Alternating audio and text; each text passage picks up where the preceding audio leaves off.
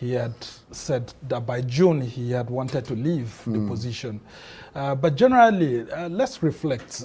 This is the longest serving Nigeria electoral umpire that we've ever had. I mean, look at right from the 60s, way up the 90s, and then of course when we resumed democracy in 1999, we've seen a whole lot of people passing through, especially that transition period between Sumner Dagogo Jack, who was there between 1994 till 1998.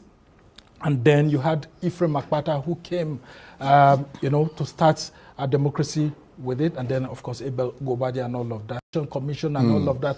All of these bodies, once they have been nominated, the president doesn't have power to control them.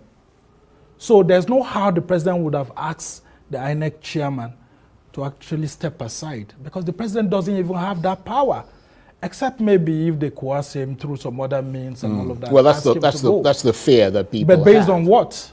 Has he been accused? Has he been indicted? Is he of insane mind? Because these are the provisions that the Constitution actually talks about. So unless these things are actually followed, you cannot just ask the INEC chairman to go. So in this instance, he just decided to do the right thing. And what's the right thing here? Create a buffer between when the new nomination will be made and when the president would, of course, have consulted a whole lot of bodies. And then the name will be sent to the Senate. And then, of course, you would have a confirmation that will be made. So let's be very careful in giving powers to the president that he doesn't have. The Constitution clearly says he doesn't have these powers. But a lot of controversy dogged Professor Yakubu, didn't it?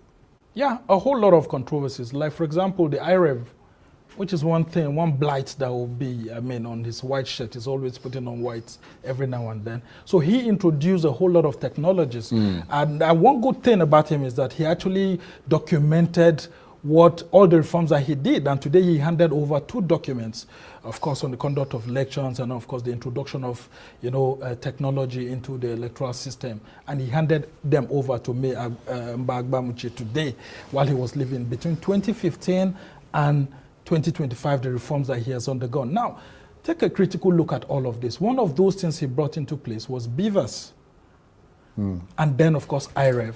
Now, BVAS helped to reform the electoral system away from the card reader system that was introduced by Atairu Jega. And then you take a look at this IREV, which was supposed to actually help in the electronic transmission of election results. But unfortunately, that's where it failed. Now, he did well in transmitting election results at the House of Representatives election level and that of the Senate. And these elections were conducted the same day with that of the presidential election. These 2 other elections went well, and then that of the presidential election, the transmission was halted, and then all of a sudden Nigerians got to hear that it was a technical glitch. That's the explanation that many people have not been able to accept from INEC, and that's going to go down with him. And then one other thing is the issues of the welfare of staff, of INEC, a whole lot of uproar, complaints, and that didn't motivate a whole lot of workforce within INEC itself. But he kept complaining about funding issues. But fortunately enough, before he left, just a couple of weeks back, he was able to promote a whole lot of staff within INEC. And then you take a look at the issues of funding. Now, INEC is on the first line charge, but yet INEC kept complaining about the issues of being underfunded. Now, we couldn't even conduct a whole lot of by-elections this year, since last year, way up until this year, because INEC was not being given the proper budgetary provisions. And so the complaints kept coming. And so these are part of the reforms that you'd have seen. The INEC brought about 142 reforms that they submitted to the National Assembly. And we're asking, the National Assembly needs to do something more. Now, some of the reforms that are being canvassed, like you read, the issues of how to nominate and appoint the INEC chairman subsequently, those things cannot happen now. President Tinubu still has the powers to actually appoint I was going to ask you, how long does he have now to appoint the new chairman? It's got to be done fairly quickly because big elections are coming quickly. up. That's why the Council of State has been summoned for Thursday, October 9. And I can tell you clearly that that's the major reason why the Council of State was summoned. Of course, you have the Police Council that the president will be discussing about and all of that. But this is an eminent body of former leaders, former chief justices and all of that, Senate President, Speaker, some governors and all of that. So during this period, the president will actually be using that occasion because it's not something you call every day. So he would actually bring out names and all of that. But the president is the chairman of the Council of State and the vice president is the deputy chairman. So, it's like sitting down in your own party and you call the shots. Yeah. Sumner, thank you very much indeed. Sumner Samba is a rise. You also have the right. Honorable, it is important, Mr. Speaker, it that is this House only when your takes privilege is compromised of the issue of denied that you can bring it up. And I thought that particular position is talking in respect of instances where the issues is beyond your control. But this is not what a letter from you to from yourself to me.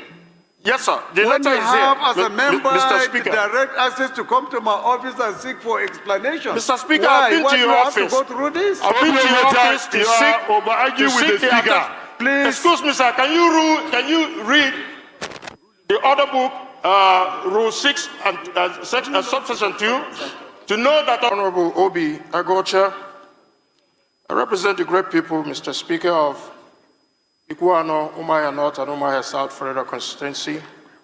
Mr. Speaker, I'm an Abia man.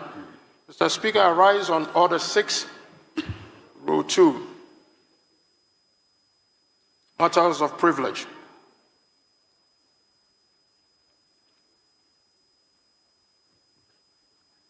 What do you want to... Go ahead. Okay. Thank you, Mr. Speaker, for giving me the opportunity.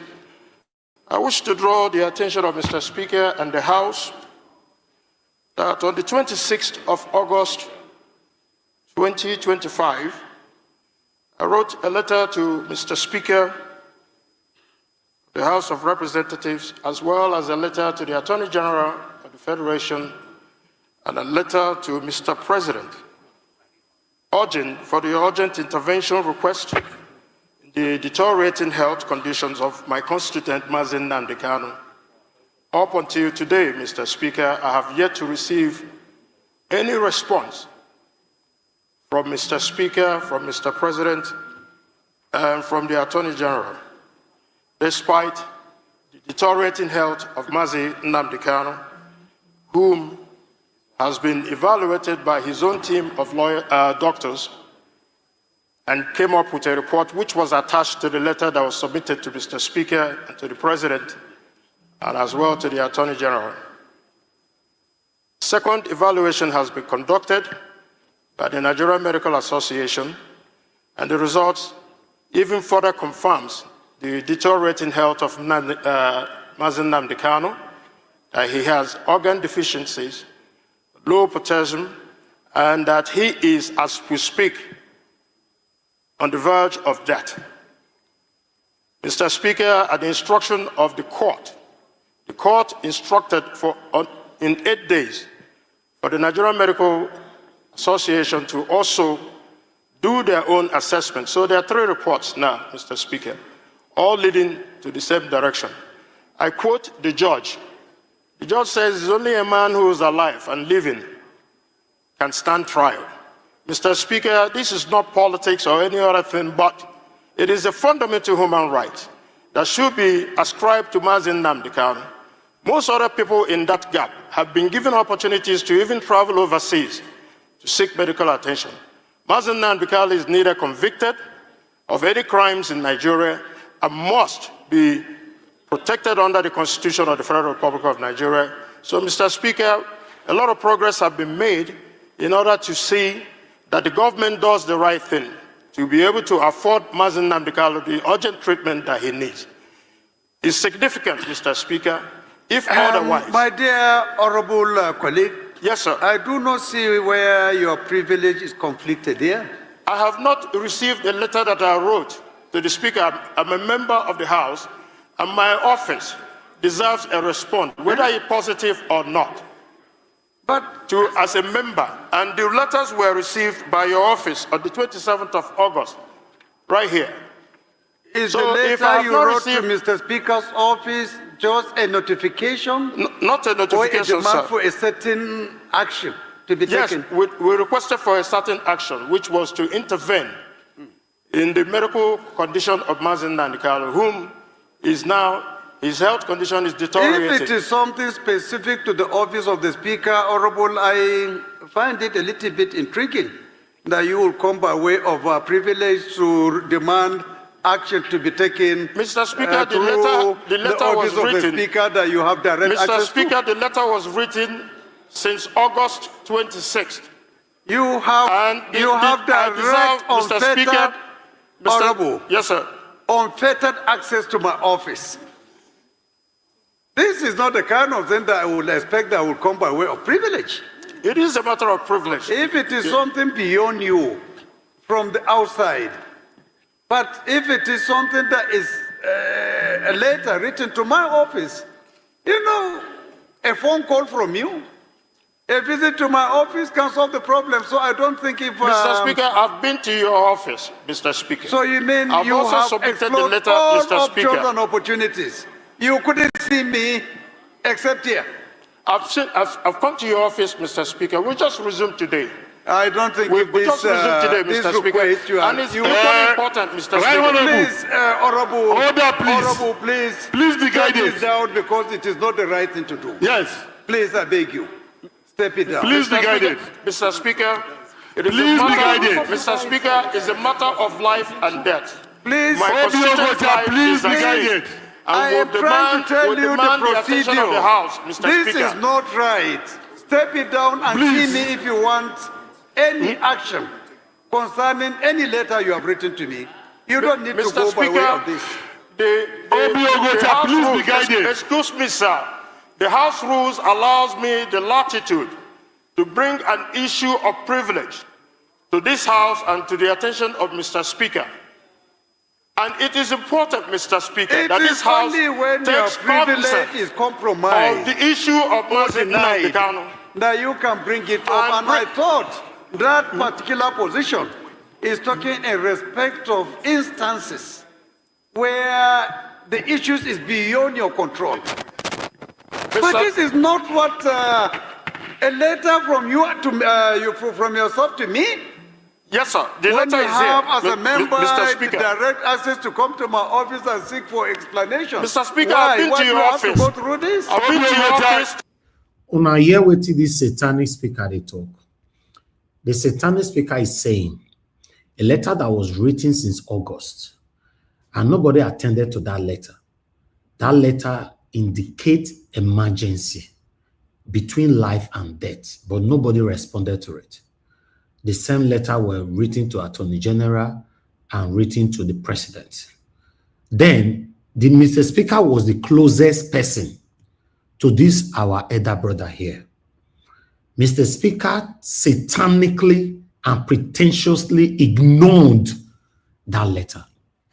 Then the same Mr. Speaker is saying that if I didn't respond to the letter, how come you did not come to the office? Then our LP rep, our elder brother, now told him, I came to your office, sir. Then Mr. Speaker now said, okay, you didn't see me. Why did you place a call to me? My people, you see that evil that you are smiling, because some of you, they smile now. Say, because I Nnamdi Kanu matter. Because I notice whenever I play Nnamdi Kanu matter, my views will drop. When I present Nnamdi Kanu issue, the views will drop. That's fine. It's fine. But before I continue with this video, I would like to come back to this again. You see, as you can see right there, a man could become the next victim of the evil he celebrates today. Yes, you that is smiling now, you that is saying in your heart that Nnamdi Kanu should rot in jail. Now you had to read this one for, right? Then it went on by saying, don't defend evil because it favors you now. It could work against you the next minute. You get that? Many of us are celebrating. This man's health is deteriorating. Some of you, when we play his video now, you'll log out. After I don't show him, I'll come back. I don't understand where this wickedness came from. Yes, whatever he did or whatever, blah, blah, blah, but not the worst in Nigeria. We've seen people that have agreed that, yes, they lied, they raped, they strangled, they did a lot of things to human beings, to Nigerians, and they were pardoned. Una young one may not Kanu just die, my people, just like that. Just like that. This afternoon, I projected a video. Normally, when I project a pre-recorded video, it goes viral, most of them. But now the one where I projected that concern, or more or less already calling on the elites in the southeast to come out for a march to the Aso Rock to demand for the release of Nnamdi Kanu. It didn't go viral. It looks like a lot of people have moved on. A lot of people have moved on like, the matter no you to concern me like that. My brother, my sister, make it concern you. Yes, make it concern you. If you have to go to the Genesis, the reason why Nnamdi Kanu did what he did, let's assume, let's be honest to ourselves. If Nigeria was working, do you think Nnamdi Kanu would create a radio station or incite violence or shout or say whatever that he said or whatever? No. You and I know, even at that time when Nnamdi Kanu talk, whatever he talk, whatever he led to, his speech, has Nigeria gotten better since Nnamdi Kanu was removed from the limelight? It's a question I'm just asking. When Fela talk, He was cut short. The question is, since they cut Fela's life short, has Nigeria gotten better or worse? If I have to start naming them all, has Nigeria gotten better or worse? We could not let this man die. No. No, this will be sad. Not only to the government, but to Nigerians. A lot of us don't have interest on things like this. You are not interested. We'll be calling on our elites or our elders or whatever. They are not talking. See one they talk now. Some of us pay deaf ear to it, like, I beg. Nigeria was played the next video. It's sad. Let's finish this. Good morning, good afternoon, good evening to every one of you. Now you can bring it up, and I thought that particular position is talking in respect of instances where the issues is beyond your control. But this is not what a letter from you to from yourself to me. Yes, sir. The when letter you is have, here. as a member, Mr. Speaker. direct access to come to my office and seek for explanation. Mr. Speaker, why? I've been Why to do your you office. have to go through this? I've been to your office to seek the Speaker. Please. Excuse me, sir. Can you read the order book, Rule 6 and subsection 2, to know that I also have the right? Honorable, Yes, we do, but please, you are ruled privilege. out of order. You are ruled out don't of order. shut You me can sit down. down, please. I have to. You are ruled out of order, please. Listen to the government. Mr. Speaker. Listen to the government, please. Mr. Speaker. Okay, the announcement. You see oppression? He was muted. He was muted. You see the oppression, the suppression, the intimidation. He was muted. Like, get out. Do you know how many elites in the Southeast that have insulted, that have called out for Nnamdi Kanu matter? When they call them out on this platform, I know they care how people feel. But at least one talk now. One talk. Nobody is even allowing the video to go viral. Nobody.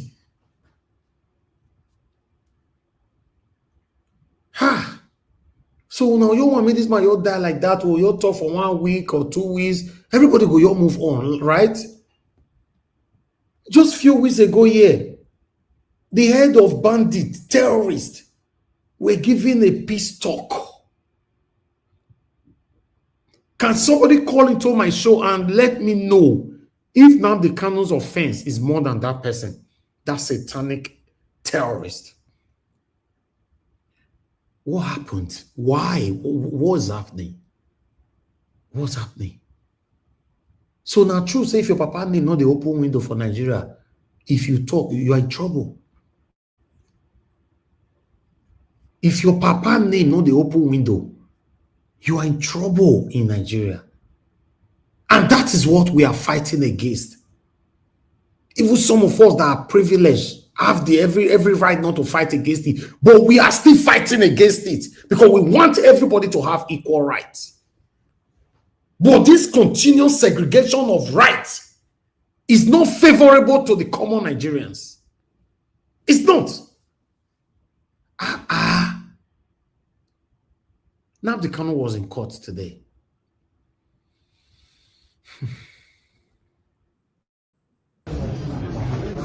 There's no place to dodge. There's no escape route. Now you should not even come out. You can fetch by your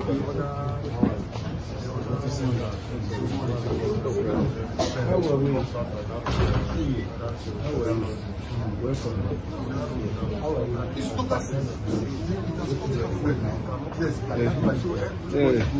You know,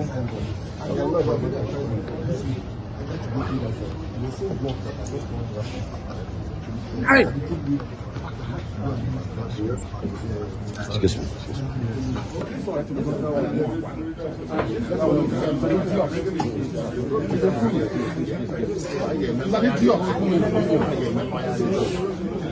See, I want to stand.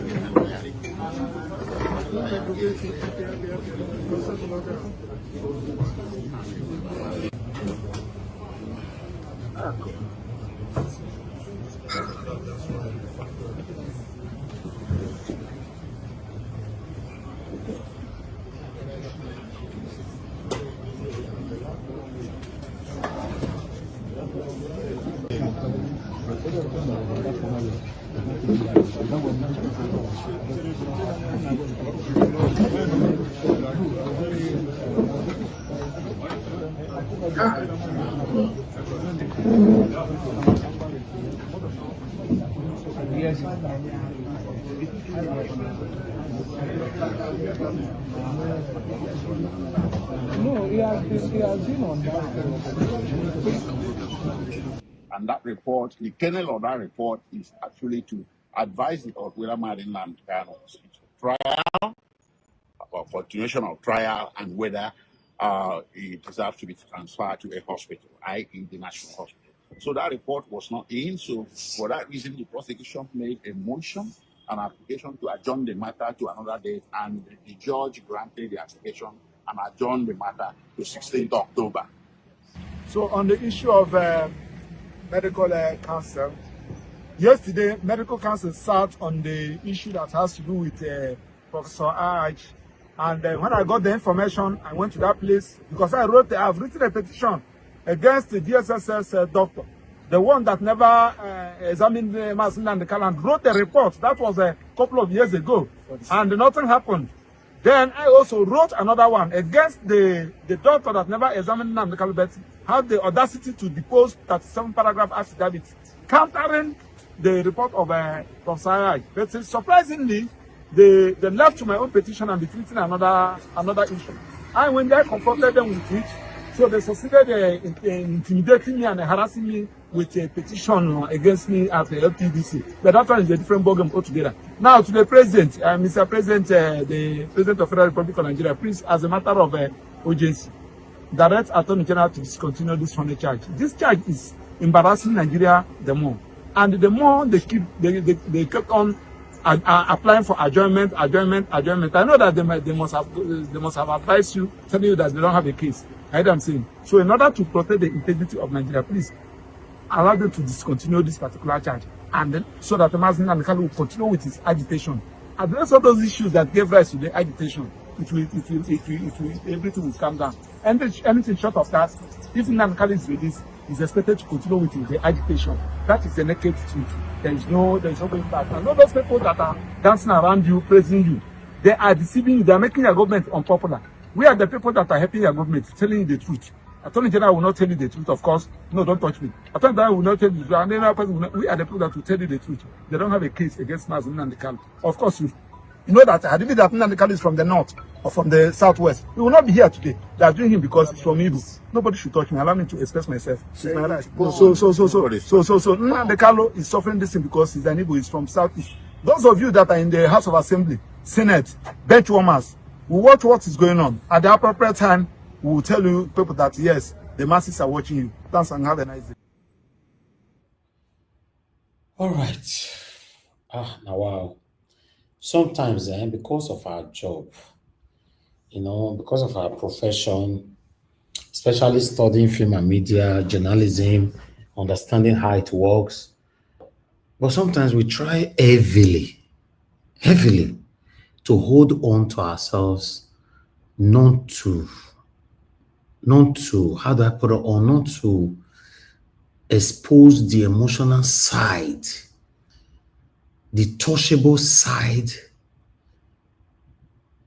of the situation. But sometimes we don't get to realize that we are human beings, right? We are human. So Because sometimes people do say, no, you break down, you did this. No, you know, you should listen.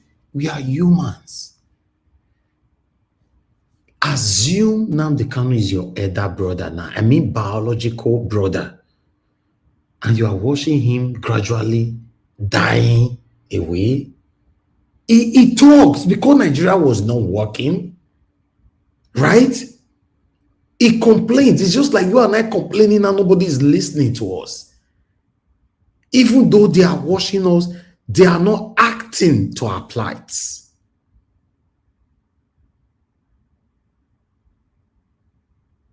So you guys just want this man. God forbid, God forbid, say that breaking news you all happen. God forbid, say, the enemy, you're by. Then some of you that cannot even share the video and they see, say, one or two person talking. Now, fair come out, they make cast rain. They make mouth. Nigeria, like some of you have called into this show before. If anything happens to Nnamdi Kanu, you'll see what will happen. You lot are the problem why Nnamdi Kanu is not being released, because probably the people holding Nnamdi Kanu are waiting for you. Maybe the thing where you want to make it happen, we'll see what you will do. Sometimes you have to listen to yourself when you are talking. No matter how they vibrate rich for you, they talk rich, they verse rich. I'm listening to myself. I can never pass wrong information.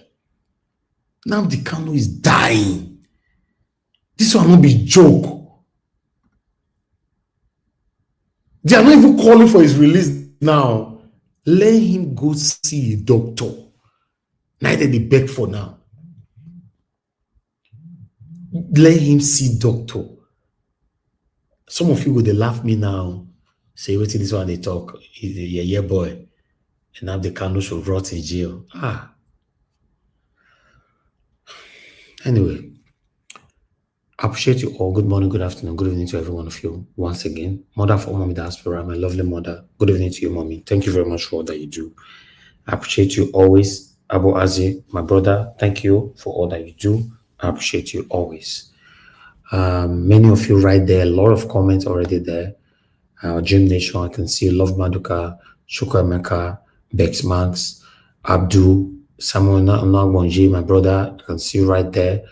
Mr. Paul, I can see you. Madam Peggy Modi, EJ Dima, many more, a lot of you. Mr. Joseph Oji, thank you very much, sir. I saw your super chat. God bless you. Very, very grateful. And Kisdo Gera here, I saw your super chat as well. I'm very, very grateful. God bless every one of you right there. Thank you for your time. With those grace, I can see you right there. In fact, Mr. Johnson Emmanuel, and many more. Oyintogba, I can see you. Una plenty, but I want you all to know that I appreciate you all. I want us to move on right now.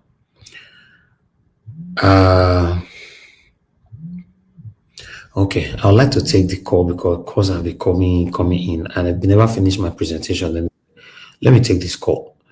Thank you very much, Madam Deborah. Please talk to us, man. Good evening to you. Hello, good evening, Mr. Elfrid. Yes, ma'am. Thank you very much, ma'am. Good evening to you. Good evening to everyone. Honestly, I feel so depressed listening to the case of Nnamdi Kanu. I'm so depressed. I'm telling you, I'm so depressed. Mr. Elfrid, take it calmly. Don't be emotional. It's sad. It's sad. It's sad. It just reflects how bad our society, how inhuman our society has become.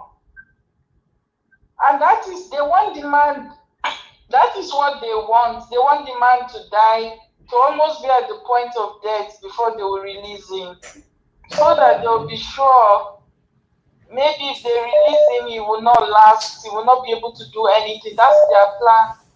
That's why you see that they don't even want to release him. They don't even want to even accommodate the conversation of letting him going to have treatment.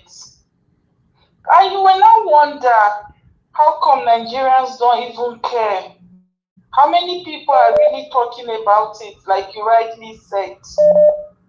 How many people? You see, this is the reason why you see a lot of people, after seeing what is happening to Nnamdi Kanu, tell me who want to come out tomorrow, to want to come and speak or try to fight for Nigeria. This is what happened. When you put your life at risk, that you want to help your people, you want the same people that you want to help. Even when something is happening to you, nobody cares. Even when a lot of almost everything that the man won against is even happening and people are seeing it happening, still people don't even have empathy for him. People are not even pushing for his release. You see the Hausa man there, no empathy. The so-called speaker, or no empathy, no any. Look at the way he's talking, as if Nnamdi Kanu is not a human being. No empathy. He's not. Instead, he's talking about protocol. And why didn't you come to my office? This is the life of a human being that they are talking about. It's not a chicken. It's not an animal. It's the life of a human being. And you see that speaker talking, no any iota of human empathy or sympathy or anything. Instead, you're talking about, why didn't you come to my office? Why didn't you do this? Honestly, Mr. Elvis, Nigeria is gone. I think anybody still thinking that there's any way to be able to salvage that country. Honestly, I don't see how that is possible, because the kind of inhumanity that is existing in Nigeria, I don't understand. I don't understand though. Just recently, I think the global community are now beginning to talk about the killings of Christians in the northern part of Nigeria. Is beginning to get some global attention. And all of a sudden, the same Christian Association of Nigeria is coming out to downplay, to put up a false narrative when they know the truth. They cannot even speak the truth because of political reasons. So you see that we have a long way to go. We have a long way to go. It's so sad. Even me, they just want that Nnamdi Kanu man to die there. And the fact that there's no much pressure, the fact that you would think that this kind of a situation should trigger a massive protest or a massive pushback. But people don't care. People don't care enough. This senator is speaking, and look at the way they're intimidating him. And this is the reason why you see a lot of people are afraid. You see, the last time we talked about this, when you were asking, why is Peter Obi not coming out to speak? Well, you can clearly see how they are intimidating anybody that comes from the southeast to speak for this man. Me, I don't know how long this injustice will continue. I don't know.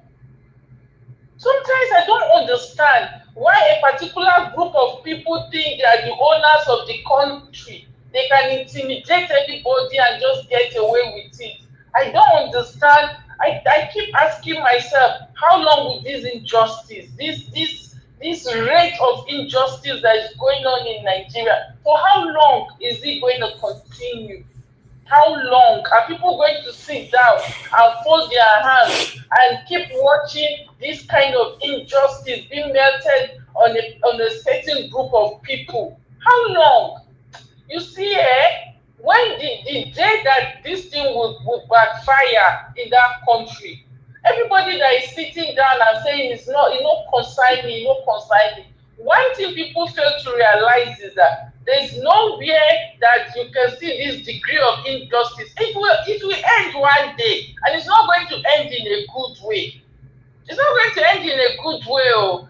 But for those that are perpetuating it, even with those that are sitting down and saying, consign me, it will consign everybody one day. Because the people who are keeping quiet, thinking it doesn't concern them, because Nnamdi Kanu is an Igbo man. When it will happen, everybody will be affected. Everybody will be affected. Thank you, Mother Deborah. It's so sad. Mr. Elkins, let me quickly say something about Mahmoud Yakubu. You see the way they are honoring the same man that Mahmoud Yakubu. You see the way they are even honoring him, forgetting that they say he promotes democracy, forgetting that he's the man that put us in this nonsense. But you see, I couldn't even listen to what they are saying. A man that should have been in jail, Mahmoud Yakubu, that rigged the 2023 election, that put us in this situation that we are, that did not allow Beavers to work. Till today, Mahmoud Yakubu have not told us what happened to the 2023 election. And the same man that Nigerians, they are honoring him as like he's a hero. Nigeria is gone. I'm just being honest with you. It's gone. I'm not trying to put you down. I'm not trying to make you feel somehow. But we just have to tell ourselves the truth. Thank you so much. It's gone. Thank you so much, Mr. Elvis. Thank you, Mother Deborah. God bless you. Thank you so much. Please, Niger Watch, if you don't mind, good evening, but please, if you can excuse us just because we are too emotional. Go and drink water and cool down. Maybe give us, when you calm down, you can come in. We can keep bringing people in, but for now, if you can, you are too emotional to be on air like this. Thank you very much. Just go and drink some water. Calm down. Even the phone call, please. Okay, someone is already on the phone. Let me take this one. Thank you, Mr. Simon. Please talk to us. Hello, sir. Yes, sir. Thank you very much. Please talk to us. I agree with the panelists, sir. Yes, all sir. the commenters. That's in Nigeria for you. All the leaders, see the way they do, see the way that even my the minister of work, see the way they address arise profile. Now, so they are character people they all put for government, they rule Nigeria, are terrorists and criminal bandits. All these leaders, they are bandits, all of them. I don't they plan to put my platform by YouTube because just go open. I don't they plan. Now, of course, they will collect from my organization. I gotta go to collect cost and juju. All those leaders in Nigeria. So, my platform, I just cost. But I open now. You go here and I cost, they will collect from my organization. Now, swear. Now I'm going to swear for all the politicians for Nigeria, all the leaders, so they don't want to better for Nigeria. Now, of course, I swear, now I'm going to swear for them. You see the way they do. If they look at the citizens, they are nobody, they cannot do nothing, they cannot, not nothing they will do them. They are nothing, if they do anything, they carry police and soldiers, they kill everybody. You see country Nigeria was, you see the left country called Nigeria, the criminal, the leaders are for them. You will go punish all of them. Thunder, now go fire them. Thank you, sir. Thank you, sir. God bless you. Thank you, sir. All right. I appreciate every one of you. Callers, I just want us to start talking on the panel. In case you want to join the panel, just come in. I'm going to repost the link again, although we have few slots left. But I'd like us to start talking now. I appreciate every one of you right there. Thank you so much. Thank you for standing for what is right. That's all I can say. Thank you. God bless you all. I'll just leave the platform for you guys, but I'm on the backstage. Thank you very much, Oga. Let's take it from here. Thank you.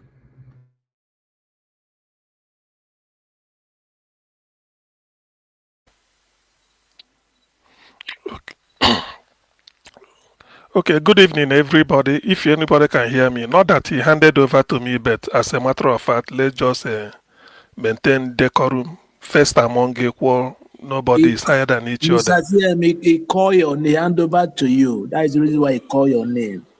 Okay. So I will start with, I will go this way. I will excuse myself from Black Panther to Madam Patricia to Abdul Malik to Jonathan, then to Ndubisi who entered. I think at this stage, I think the usual,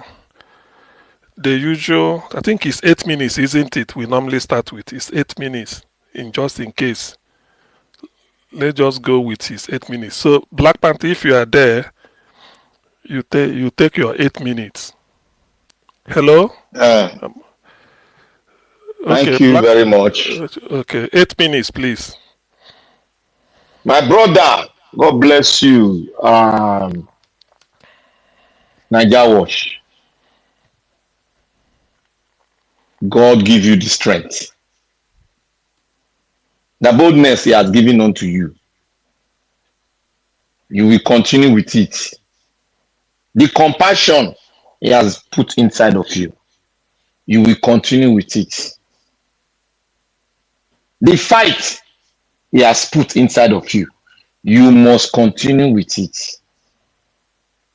If you look at your back, you will see the good Nigerians that are speaking the truth like you and are ready to move forward with the truth. I would like to say to everyone, let us never relent. Let us never back down. For the day we back down, we will have no home to go back to. I want to say thank you, Mommy. Mommy in diaspora, may God bless you and give you more grace. To everyone out there listening, let us continue. I want to start by saying today, is anybody hearing me?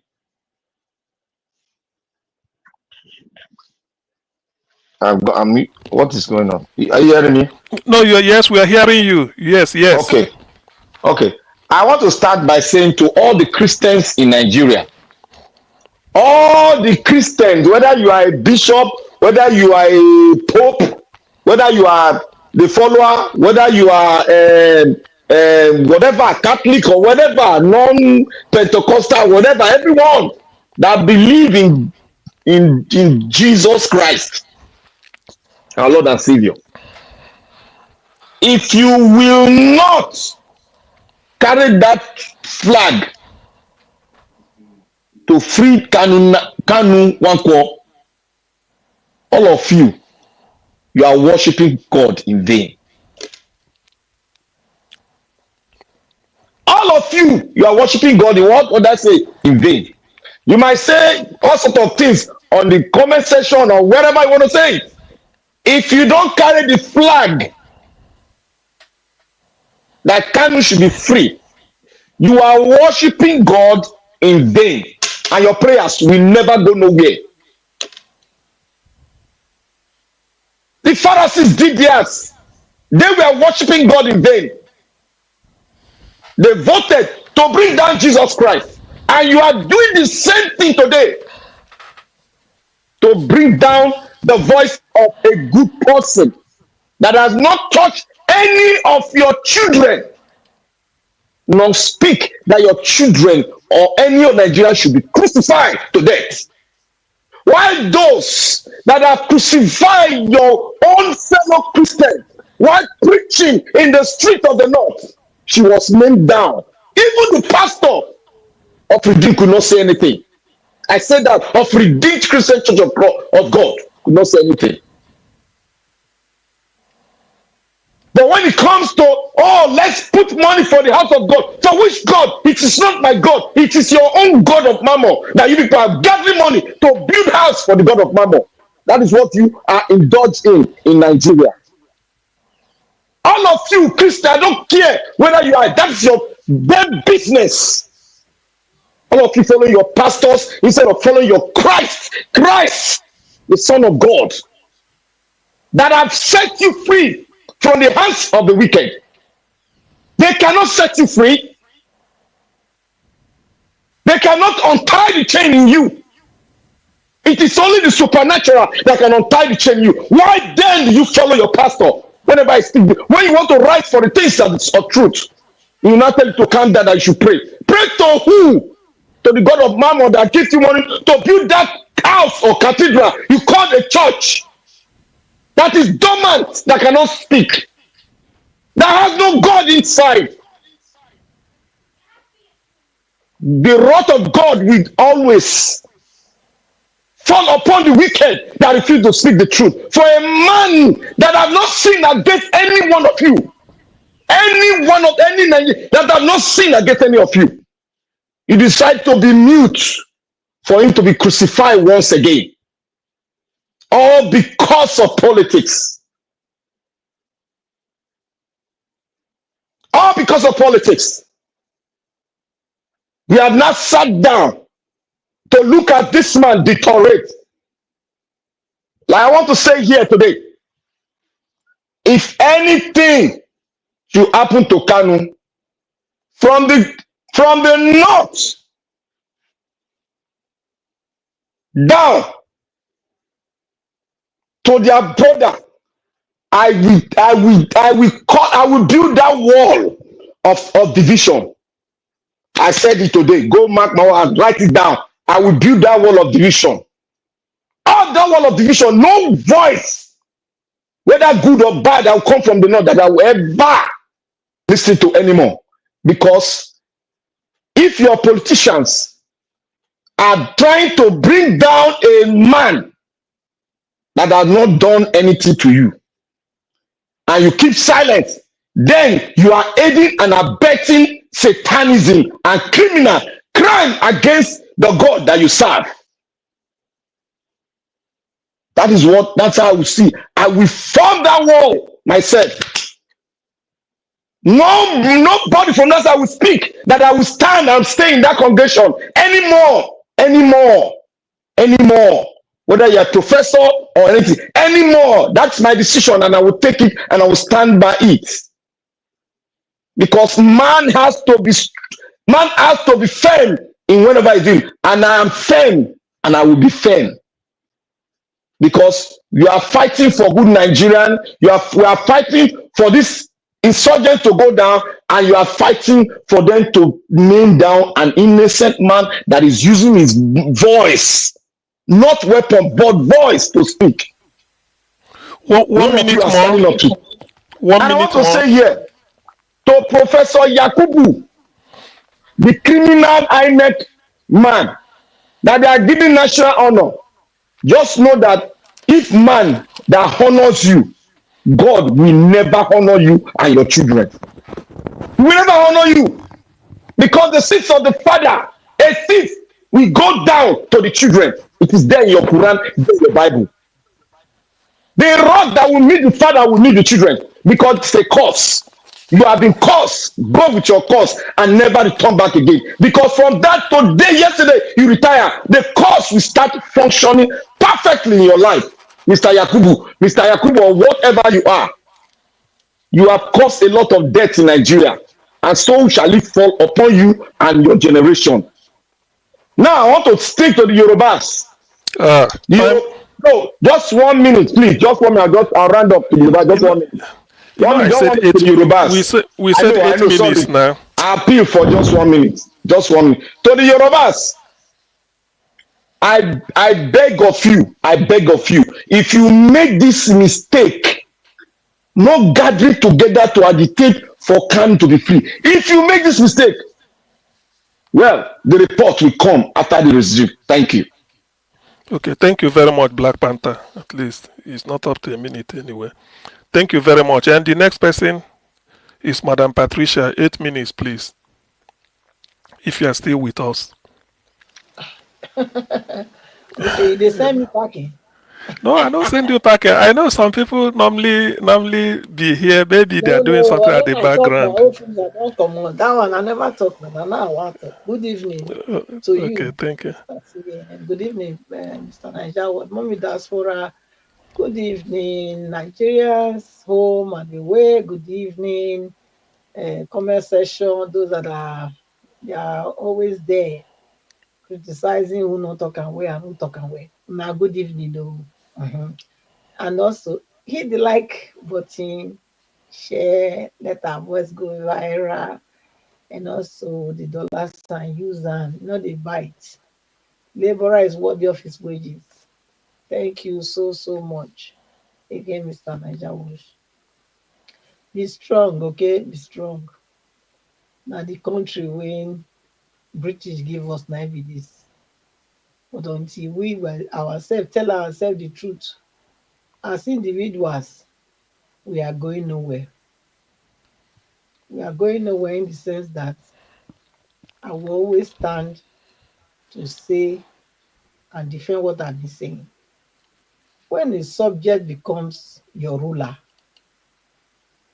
this is the kind of situation that the subject will throw everybody into, including the ruler, including the ruler that was God ordained.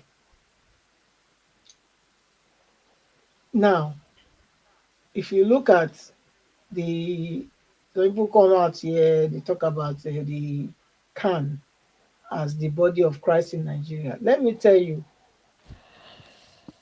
this can that people are saying is a fraudulent Christian Association of Nigeria. If you don't know that, look, I don't want to use my time to be talking about them because they are of no consequential, because they are not representing Christians. They are not. If you have been following their traits, you will find out that they don't speak for Christians. They are politicians that come together to put themselves. I don't know who's something is echoing. I can hear myself. Please, if you're unmuted, please mute. Thank you. They are politicians that came together to disorganize the Church of Jesus Christ in Nigeria. The CAN is not, they are not Christians. You have to get that. They are not Christians. They might have some gullible Christians among them, but the whole idea was to disorganize the Church of Christ in Nigeria. Look at the antecedents. Has there been any way they have spoken for the Christians in Nigeria? Have they stood on their word anytime? That should show you a political arm that was organized to kind of what's the word now? I'm trying to find the word, to undermine the true Christians in Nigeria. That's who they are. What are they talking about?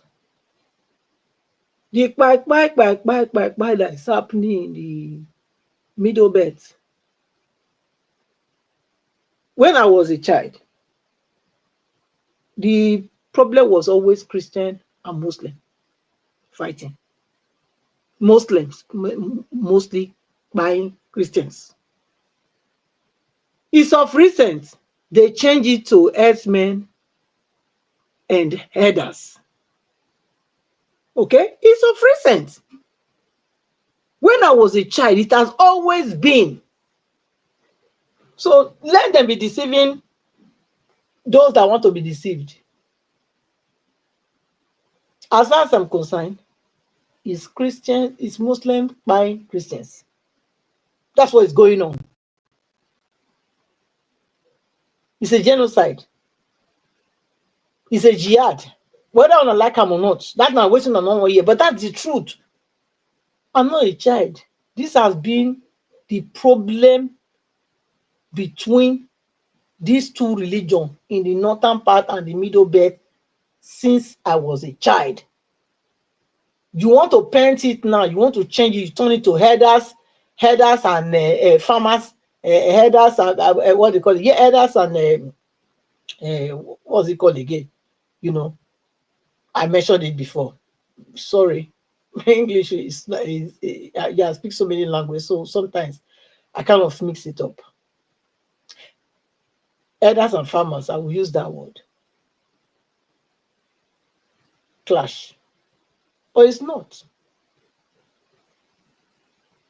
So for somebody else to be calling Nigeria out somewhere else, and they are saying no, it's not so, and it's both Muslim and Christian, they are buying, you know. The Muslims they are buying. It are the Muslims that say no. We are one. After us, before these people brought, whether na Muslim, mosque, Islam or Christianity they brought, we all had what we believe before, Abi.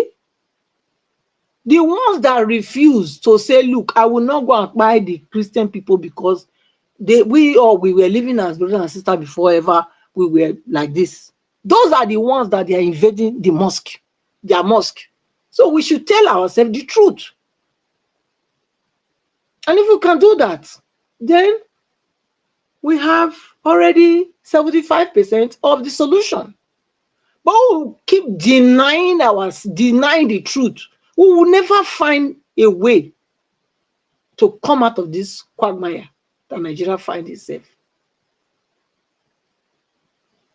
We have to look at ourselves, headers and whether farmers clash or whatever. It's a lie. It's just now they are bringing that terminology. It has always been Muslim versus Christian. That is what it has always been. That is what it has always been. How that they have vowed long ago, over 60 years ago, they vowed that they will come and dip their Quran in the Atlantic Ocean, from the desert to Atlantic Ocean, and eliminating anyone and everyone that will not accept their Islam. 1 minute more. Okay, so nobody should come and be telling you boogaboo story about whether it is or it isn't. It is what it is. So let's face it. But I can tell you that they will fail and they will continue to fail. They will continue what? To fail. Because the one that is building this church is not sleeping, is not slumbering, he's awake than all the armies that they can even imagine. So the church will always prevail. Let them continue all their evil. We will never go down. Thank you. Thank you, Madam Patricia. Thank you. The next person should be Abdul Malik. Salam alaikum, Abdul. If you are here, 8 minutes. Yeah, alaikum salam. Good evening, Mr. Asiye. Okay. Good evening, Mr. Najawa. Good evening, Nigeria. Good evening, panel. Yesterday, let me refer to yesterday because I was not in the panel. The second submissions, like when I released it today, Lucas yesterday, I heard something Mrs. that called my name.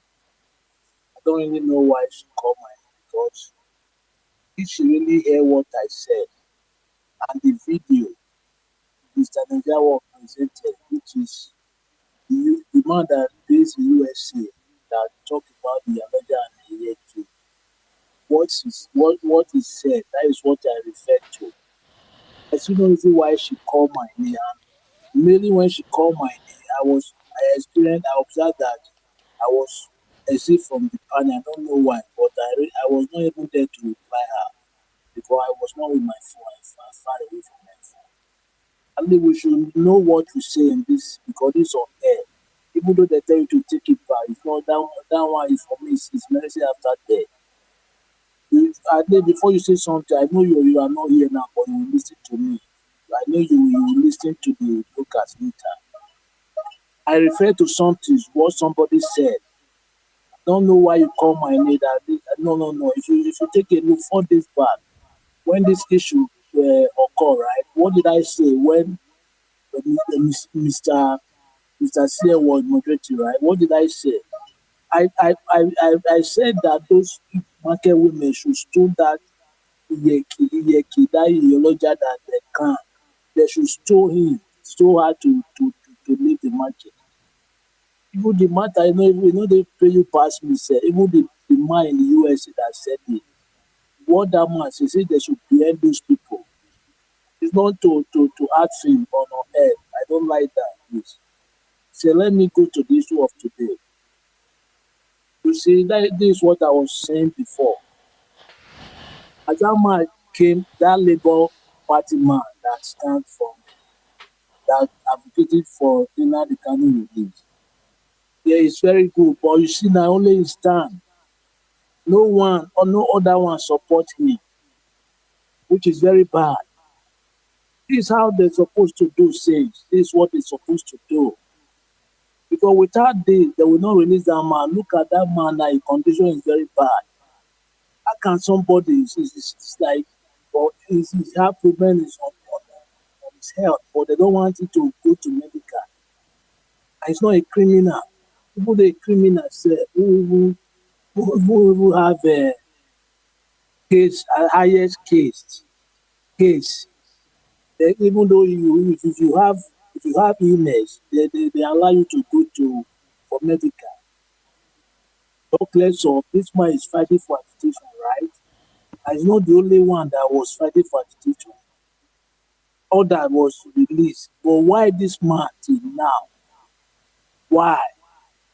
And the so-called governor from southeast, the quiet, and the representative, House of Reps, Senator, they don't say anything. But I really appreciate this man that stand today.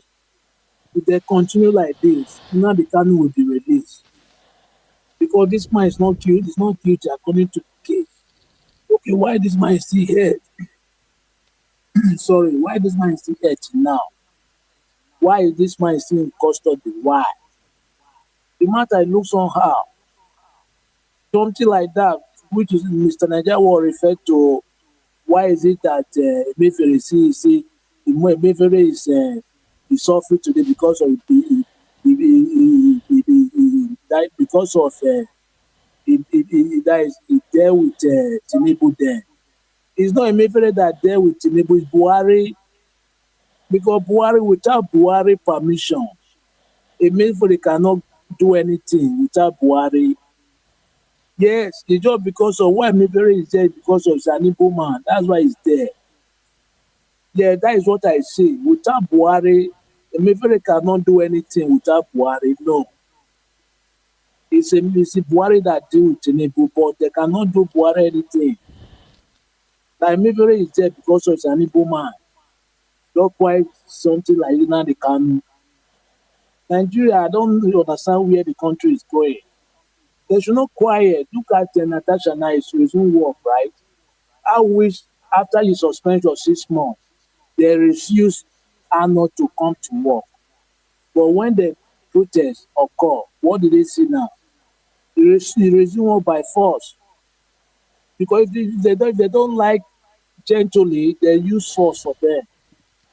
Yes, because they believe that force, without force, they cannot do anything. They use force. That's what I say. Now the Kanu case, so it's not by talk. It's protest, peaceful protest to Abuja 1 week. Now the Kanu will be released by force. Yes, will be released.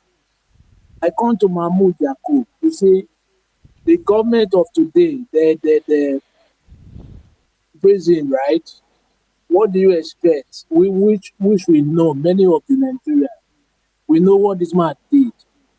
And the problem Nigeria is facing today because of Mahmoud Yakubu and the judiciary. So those are the people that cause the pains. What Nigeria people are going through today, those are the two people. Mahmoud Yakubu and the judiciary. Yes. What do you expect? They favor the government. They were praising, yes, no matter what, which we all know, most of Nigeria, majority of Nigeria, they so. Mahmoud Yakubu because he win the election to Tinubu. But then they will try to make to talk favor of Mahmoud Yakubu just because of they are getting something from him. That's a long way to go in that country if we don't change this our mindset. I don't understand where we are going in that country because the way it look like before things will change, it will be very difficult. But look at now, the woman that they elect as active chairman. That woman is like from Igbo, right? I don't know if that woman, the way I look that woman will be good. Yeah, it will be good woman. 1 minute more. Okay, that woman will be good for the way I look that woman. According to them, I believe that to 3 days, according to them, we hold like a meeting to elect new chairman, new elect chairman. Let's see what they will do, the place they will do, the area they will go from. But I believe this woman now, currently, they elect. I believe that woman, the way I look that woman, she's a good woman for me. Thank you very much, Mr. Sen. Thank you. Thank you very much. Thank you, Abdul Malik. The next person, I think you are here with us. Mr. Jonathan, good evening. Okay. Can we have your 8 minutes? Yeah, thank you, Dr. Sia. Okay. You are doing well, Dr. Sia. Okay, thank you. Thank you. Good to thank you. Mr. Nagawash, Mr. Elvis, I greet you. God bless you for the good work you are doing. My fellow panelists, I greet you all. God bless you greatly. From the diaspora, you're welcome. God bless you greatly. My commenters and fellow commenters and callers, I greet you all. You're welcome. God bless you abundantly. As I always say, that Nigeria is not a normal country. And this abnormality, this anomaly, whichever way you want to characterize it, just continue unabated. This thing just refused to stop. It's just insane. It is just pure insanity. With the Kanu, I think people who have spoken earlier, they've said it all. It is just the height of evil. Talk of evil, the height of evil, the height of insanity is what we're seeing playing out here. Even in any climb, even in the worst of it, even in the most barbaric setting, even in Putin's Russia,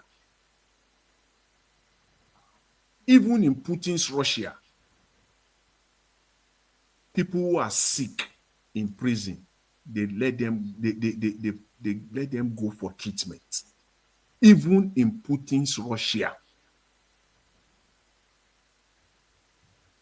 This is the height of evil. Nothing else. It's just the height of evil. They are just setting new height of evil, the new height of insensitivity, of wickedness. No level again that these people cannot reach with their evil. No level again that these people cannot reach. I mean, a man is sick and you refuse to even to go and receive treatment for crying out loud. I don't know. I think the people who spoke earlier before me, they've said it all. It is all evil all over the place. Oga Jonathan, sorry for seconds. For they even make am go hospital for Nigeria, then they refuse am. I don't understand. It is just pure. As I said, is the height of evil in Nigeria. And you expect anything to work in that country? You are just mocking. God cannot be mocked. You cannot mock God. People who call themselves Christian. This is happening, and you cannot collectively coalesce together and speak out. With giving him treatment, take him out of your net, Without release him, because you don't want to release him, without giving freedom, you want him to buy. Is that what you are? Is that you want to? Is that the end goal? And we expect anything to work in that country. How? God cannot be mocked, though. You cannot mock God. You cannot mock God. You cannot in one breath be doing this, perpetrating this evil, and expect anything to work. Because that is simply mocking God. That means God is no God. That is what it is. That is what it will end up to be. If you are doing this and things are working, then there is no God. It's as simple as that. You can do all the evil you want. You will go away with it. And things will still be working for you. But if there is God who sits in the affair of man, things will not. It's not a negative prophecy. We shouldn't expect anything to work as long as there is God who sits in his throne. Nothing, don't expect it. It's just total abnormality. Everywhere you look, it's all not everything is just normal. In the worst of countries, they do better. They will even pretend. I said, in Putin's Russia, they let state criminal go to receive treatment outside. I don't understand, though. This is just crazy. This is evil. A country where they idolize mediocrity, they celebrate criminality and fraud, denigrate and reduce excellence to nothing. That is Nigeria. If Mahmoud Yakubu, the media, today spend their time celebrating Mahmoud Yakubu, then you know that evil has entered into the entire fabric of that nation. If Mahmoud Yakubu is the one the Nigerian media will be celebrating, a sitting minister, less than 24 hours ago, resigned as a result of presenting fraudulent and fake certificate. Nigerian media has nothing to do with it. These people are evil, the media inclusive. They can't talk about that. They can't use their time to talk about that, to bring it to the fore for the Nigerian people to see it for what it is. It is Mahmoud Yakubu. They are celebrating criminality, celebrating mediocrity at its very best. And so, he brought beavers. He brought IRF. That is mediocrity at its very best, because we did not see the end game of this. We didn't see this thing work for Nigeria. So how do you characterize? That is mediocrity. You cannot give him a pass mark. And that is what we are celebrating. Evil celebrating evil. 1 minute more. Oh my goodness. Oh my goodness. We are in deep trouble in that country. Deep, deep trouble. Have you seen evil beget good? Evil can never beget good. Evil begets evil. That is what we're seeing playing out in Nigeria. We're seeing it playing out. It's now going unabated, relentlessly. This thing has no end anymore. This evil has no end anymore. Mahmoud Yakubu stepping aside or resigning is not a breaking news as far as I'm concerned. Putting Agamushe there is not a breaking news as far as I'm concerned. But those are all perpetration of evil. What I want to see is what will happen. Who will succeed him? It's not going to be this Agamushe. If you are thinking she's going to be the one, then you are in fact, you don't understand what is going on in Nigeria. She's not going to be the one. Okay, thank you. Thank you, Mr. Jonathan. Thank you, Mr. Dr. Sear. I appreciate it. Okay, So far, so good. The last, oh, okay, which has go. Okay, now our dream nation. Alabo, I know now you. If you are here, you can have your 8 minutes. Dr. Which CM, thank you very much. which this nation where you the dream self. Okay, let's hear you.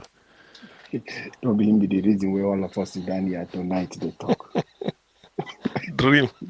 Yes, Okay. we are dreaming of it too, and we will get there. Mr. Thank Alabu, you. dream on. Yes, Madam Patricia. We will continue dreaming. Where would they grow up? They told us we'll still dreaming. And we read about them. I was growing up then, Buhari then, as military generals, Obasanjo.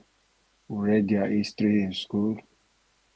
We'll still grow up to adult, still they vote for the same people they read history for. It's so sad. That is a country where we'll find ourselves. Good evening, everyone on the panel. Good evening, Nigerians on the comment section. Good evening, Mr. Najawash. God bless you for what you do. Our mommy diaspora and everyone who is helping us to share this message so you can get to Nigerians across the world. Keep doing it. God is going to bless every one of us for your contribution to see our dream nation with our very eyes, not after we leave. At least let us enjoy it before we pass on. The call of nation. It's sad for what is happening when I look at it. Is it from the Nnamdi Kanu? Is it from Mahmoud? Are we talking about our religious leaders? But I will start from the religious aspect of it. It's only when one southern governor will wake up one day and said, no more mosques. If a Christian cannot preach in the north, no more mosques. In Rivers State, they block road. Go to Nyam Zone in Port Harcourt. Go to town. As I'm talking to you, call anybody in Port Harcourt town. These people block a road that a vehicle are passing. They will block it to do their Friday prayers. Nobody disturb them. Nobody disturb them. But when a Christian goes out to preach, they shot you, they fire you, they bring a Sharia law. But our constitution said that no other law can supersede the law of our country. But Sharia law is above Nigerian law. How can you be in the north? Another law is trying you, and they will buy you against the Nigeria, which is the overall. So until our southern governors will wake up and said, one bold man that will said and push for this kind of thing and said, this will stop. All your mosques will don't want to see you any gathering until this kind of behavior stop in the north. The other time the Niger State governor want to do is cite an example in Saudi Arabia.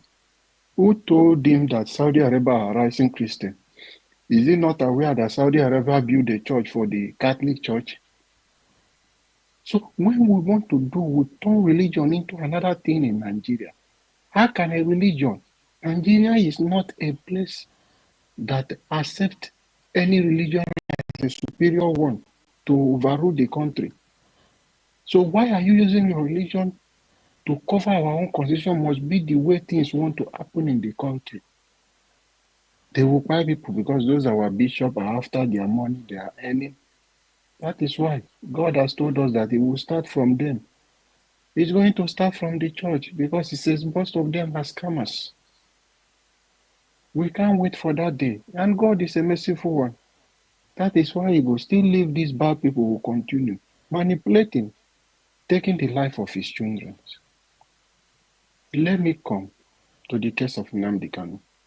If anybody, the Igbos do not understand, is that what is happening in Nnamdi Kanu, they know that the day Igbo will leave Nigeria, the day the Southeast will leave Nigeria, Nigeria will never recover. So they are using Nnamdi Kanu as an example to threaten and to warn any other person who will raise his head to do the kind of things said they want to agitate for Eastern people to be independent or have their own country. That is why they are treating Nnamdi Kanu like that. I will continue to say this because once Sunday Igboho was used for political reason, and the people who use him are in power today, he started those problems. He was sponsored for that purpose. And as soon as they get into power, he was the first person they released from Benin Republic. Nnamdi Kanu, what offense has he done? Is it not the same thing Sunday Igboho was doing? The man is saying, no, you don't treat us fairly. Allow us to go. He did not carry any harm. He did not do anything. It did not seem that he by anybody. And the court has found him that he's not guilty. But because you want to use him to say you want to set example for others to do, a negative and evil example to frustrate that man. But Nigerian government should know that the day anything to happen to Nnamdi Kanu, that they will find a situation that will be beyond their control. It is better for us to prevent it than to allow it to happen. Because our leaders like a reactionary way of life, let the thing happen, then they'll come to react. They are not, none of them is being proactive of, let me prevent this kind of thing that will happen to happen. That is why they are doing what they are doing to Nnamdi today. But we know that government come, government go. Where is Buhari today? Tinubu is not going to live forever. He has few years to live. Even if he's telling us 70-something years, his daughter is 60, whether 68 or 66 or 67. When he's telling us 72 years, he's older than his daughter with 8 years, however. So, we know he's an old man. He will have few years to live. So nothing is permanent in life. Every one of us will come and go. But the legacy you leave behind, people will remember you for that. For Mahmoud Yakubu, it's a failure. No matter the school he went to, no matter his degree and whatever first class and everything he has built. For him, Mahmoud is the one that brought inconclusive election in Nigeria. He brought it to us. And since he started it, he destroyed INEC. All those things they are telling us that he introduced, he uses to cash money. All the beavers, he used to collect money because I don't see any reason you brought beavers and that beavers is useless. IRF is useless. After billions of naira, the law of the country said we cannot use that to declare result. So it's useless. He used it to cash money. That is what the Nigerian people doing. That is where they settle him. So he betrayed the people. So whatever thing you think he have done is zero. If you go to school from year one, like what happened to the minister that resigned lately. Okay. If you said you have attended school and you didn't finish it, it's useless. You didn't do anything. So whatever thing Mahmoud have done is useless. And lastly, 30 seconds, please. I might not be up to 30 seconds. Sorry, Dr. CM. This woman that is standing in, if this woman, sorry to say this, I don't like talking about tribe like that. If this woman is from Yoruba or Hausa, they will confirm her to continue. But as far as that name is sounding like Eastern name, they will never trust her. They will never leave that position for her. And I want to say shame to all the Southeast governors and all the people supporting Tinubu who could not speak for Nnamdi Kanu. Thank you. God bless you. Yeah, thank you. Thank you very much, our dream nation. So far, I thank each and every one of us. Obviously, it's only 3 things that most of us spoke about today, which is quite topical and very, very germane. The Christian Association of Nigeria denying Christian genocide. Do we see where we're? Okay.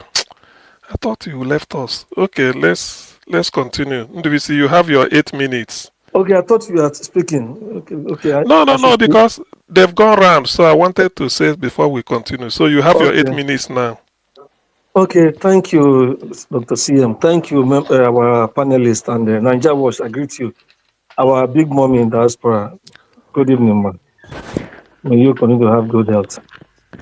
The topic this evening is so depressing, to say the least. I don't know in a same, well, Mr. Jonathan, you're listening, Nigeria is not the same country. I don't know in the same country where somebody facing trial will be sick and they will be debating whether the person should go for medical attention or not. Even convicted, even people who have been convicted and are serving their time already, do go regularly for medical care.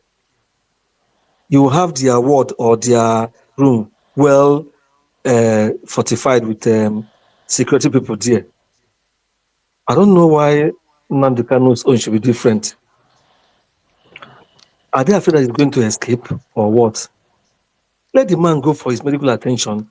Even his trial can continue while he's there. They will do Zoom. He will talking through the Zoom if they want to ask him questions while receiving. My brother, 1 second, sorry. It is the northern people that are holding Kanu. It is the north. Let's be blunt. Okay. Well, what I'm saying is this: whether it is the north or the man in power and his club, I know it's mainly the north, but at the same time, even some collaborators from the southeast are equally there. So some of these evil politicians who don't want him to be released, they are part of the system.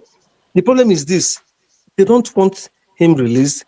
Like Nigeria was said, it's like they want him to, they want the end to come there, but they're not God.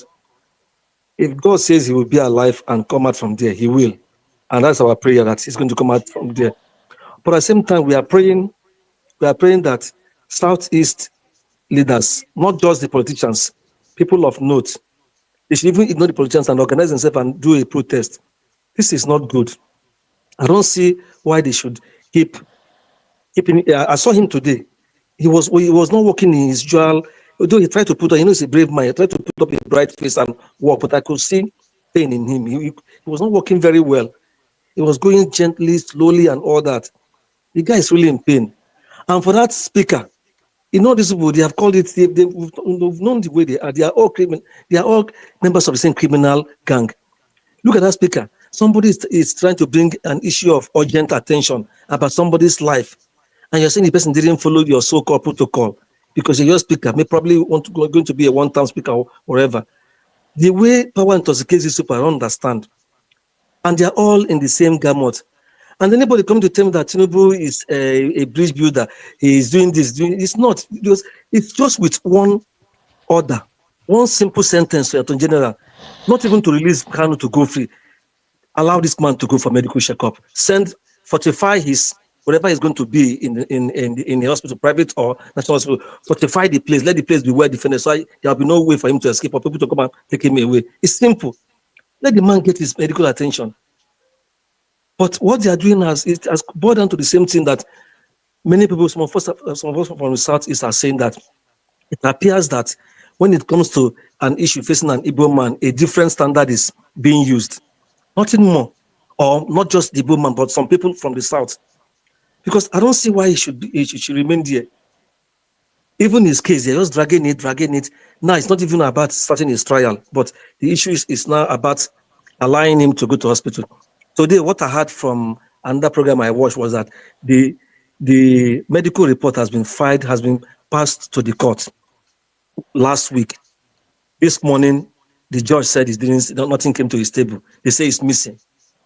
You can see all the whole ploy just to keep the man there. So whatever that is killing him, whatever that is causing his ailment, we keep worsening. And we still will have a country. Anybody who comes here to praise this government, so this APC is an attempt and it's a curse on Nigeria. The earlier they leave power before even 2027, the better for Nigeria. Is it let me digress a little. Is it the killings going on in the country? Today, I think, was it today or yesterday, a lawmaker from Kwara, a senator, the man was complaining bitterly about the invasion of southern Kwara by the criminal elements, by these terrorists. Nobody should be calling them Boko Haram, and nobody should be calling them bandits. Please let all of us here use the word terrorists. That is what they are. They have even done even more than what terrorists does in other countries. And the government is pampering them. They don't want to go after them. And like Nigeria was said, or maybe Mr. Jonathan said, some Christian leaders are trying to diffuse the clear fact that terrorists are killing Christians and moderate Muslims, or even Muslims in the north. If Muslims are not willing to shout that they are killing them, and Christian indigenous are saying that they are killing them, is genocide. What is the problem? What is wrong about it? If Ted Cruz, the senator from Texas, is aware of it and is trying to raise, is trying to galvanize his colleagues to pass a bill against that, it's good. If people who are Muslims in Nigeria don't see anything wrong with it, and as they kill their people every day, they are okay with that, is their own. We Christians, we don't want it. But I believe the moderate Muslims don't even want it too. So, but beyond that, the government seem to just wash and allow things to go the way they go. Today they will say they killed, they disseminated about 20 or 40 or 100 terrorists. The next day you see that they have attacked one particular area. The people they disseminated, we don't even see the evidence. So the government is playing propaganda and politics with all these things, and it's terrible. For the INEC chairman, I pray that he continues to be reminded by his conscience of the evil he did to this country. Every day he goes about, see people suffering, seeing Nigerians lamenting. Let him have the feeling that he's part of the reason why they are suffering, because he has nothing to he has no good thing to say.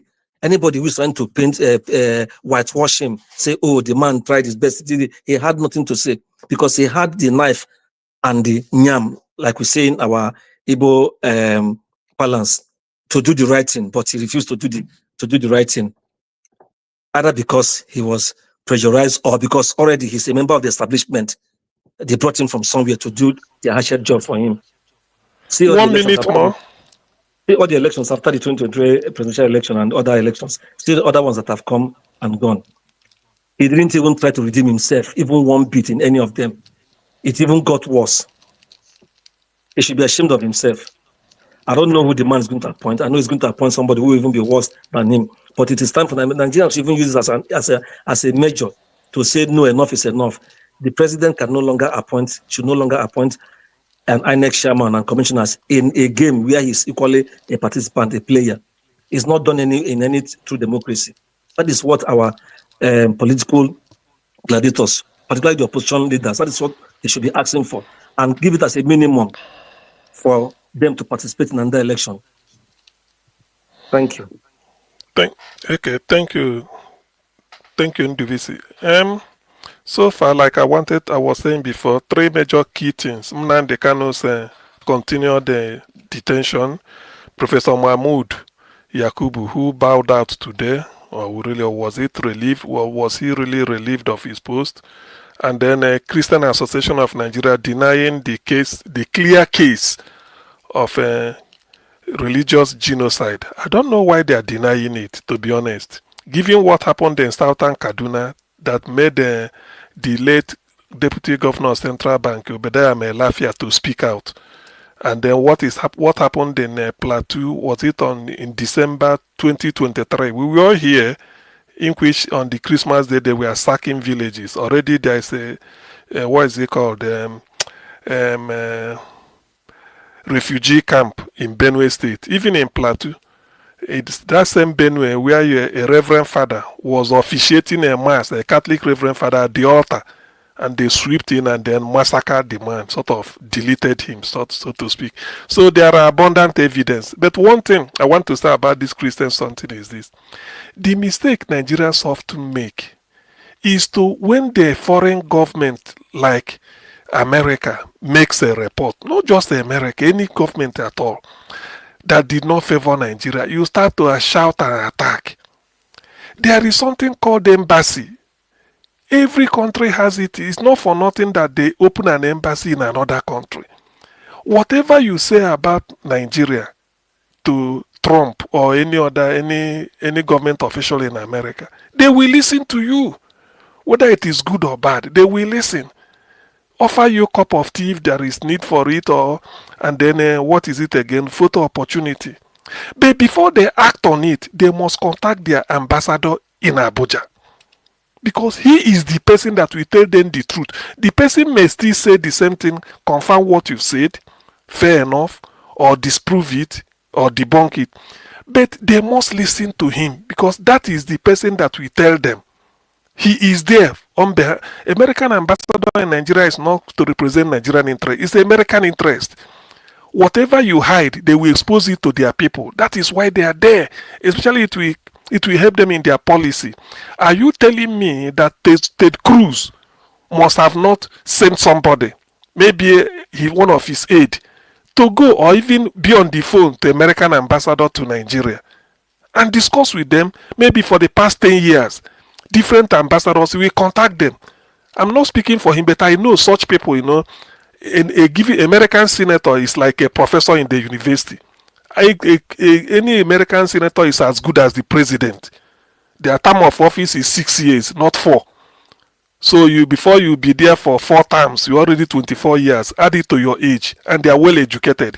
So when I know Ted Cruz must have gathered information before making such a statement. I mean, trying to formulate a bill. But Nigeria, in our a dialectical attitude, they will come and then, castigate the person. Don't do this. What are you talking to? We all key witnesses to what is happening. But that is by the way. Then on Professor Mahmoud, may his conscience continue to prick him, not to judge him. But he will die. He will go with a very wounded conscience. That is if he has one. As for the person he handed over, Mayor Agbamuche Mbu, Mayor Agbamuche is the daughter of former Attorney General during Sani Abacha's time, Mike Agbamuche. I think this lady married to former Minister of Foreign Affairs family, Matthew Mbu from Ogoja. I think that is where, because I read much about it. I know somebody who said something about that. But she was handed over not because she's designated, but she is in terms of administration, the most senior, because in a place like any office, you have maybe permanent secretary this, director general this. So if a political appointee is leaving, if there's no successor yet, the person leaving, you are directed to hand over to the most senior person, and then the person becomes acting. So that's what it is. That is the way it is. If they want to follow INEC and then decide to bring Thank you, Dr. Sia.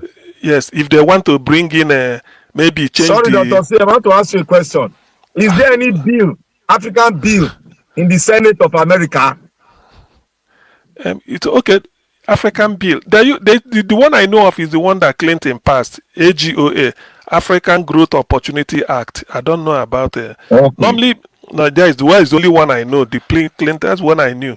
AGOA, African Growth Opportunity Act, to open up trade and commerce between African countries and United States, or to increase. So back to Agbamuche, she is probably the most senior. So Mahmoud will just hand over to her just a cover letter, so money is in the bank, this is where I stopped, all those things. Then she will be acting. Obviously, there won't be any policy statement she's going to execute pending because he's acting just to make sure that administratively people are paid, everybody comes to, something like administratively, not because he's not a political head yet. So that is the way it goes in that type of thing. But if, like I wanted to say, if INEC want to, maybe the government now want to let them bring what the English people will call grow your own vegetable. So they look inwards and said, let us appoint somebody who has been in INEC, even if he come as a clerk or as a driver, but he has risen to the whatever, let us appoint the person. In that case, Mayor Agbamuche should not be apolitical. That is because, as if you are working for INEC, you shouldn't belong to any political party. So this is how to do it. But that is left for them. But as for Mahmoud, his name will be written boldly on the gallery of infamy. He did Nigeria the worst INEC man ever in the history of Nigeria. We want the youths, the future generation want to go forward. He dragged us backward by a million years. He's not even supposed to have smelled that office. But by the way, as for Nnamdi Kanu, I know everybody, people there are many people, it cuts across tribe, that want Nnamdi Kanu released. I believe that, and they have since there are evidence. But in this case, the only man on whose table who will enter a nolle prosecute like Professor Zekome advised, because it was in that finished case, all these things they are doing now, I don't know Rick Maru, is Tinubu, is the CNC. Enter nolle prosecute the way you did for, what is it called? What is the name? Igboho. Igboho was even the person campaigning for Nnamdi Kanu's release. Showore was arrested, placed in this thing for treason. From Nigeria, everything is just so light. A treason. What was it? The two offensive letters. Showore left. Allow Nnamdi Kanu. Now Nnamdi Kanu, you want to try him, despite all the absurdities. Let him go from that Kuje DSS to National Hospital Abuja. Let him go and take treatment. El Zakzaki was flown abroad to go and take treatment because he is not Igbo. El Zakzaki at the time was sick. He was flown to Germany to go and take treatment and come back. Why can't Nnamdi Kanu be allowed to move from DSS in Abuja to National Hospital in Abuja, where Nigerian doctors will treat him? I wrote here in the private chat called hyperkalemia. Hyperkalemia is a situation where your potassium level is low. One of the food that increases potassium is banana. So that's why they say every morning take banana. It's just a quick burst of energy because of the metabolism. So, but when your potassium drops, and potassium is very low in the system, in blood, it's about 3.5 to about 5.0. So when it drops, you are likely to have a cardiac arrest. If it's too much, it will trigger arrhythmia, palpitation. But if it is low, it's likely to trigger cardiac arrest. And cardiac arrest, as I'm talking to me, you are seeing, I can have it and crash. So it's for everybody. So cardiac arrest does not mean. So, but potassium, even a healthy person, you see the person said, he was suit, he come to work, nothing, he just slumped. It could be cardiac arrest. So, but low potassium is confirmed, it's a confirmed cause of cardiac arrest. Is that what they want? Well, now they can. What evidence, what reason are they going to give? Allow him to, he's not going abroad. Follow him. I've seen people, prisoners, they want to give them treatment. They chain them. In the UK, I've seen it. With chain. They follow them with police. They bring them out of there, go to the hospital. They give them treatment. If you feel they will run away. Even with handcuff, you can still move Nnamdi Kanu with that handcuff. He goes to the hospital, takes treatment. It's possible. After where he goes, yes. Let me ask you one question, because it's dabbling my heart. Name one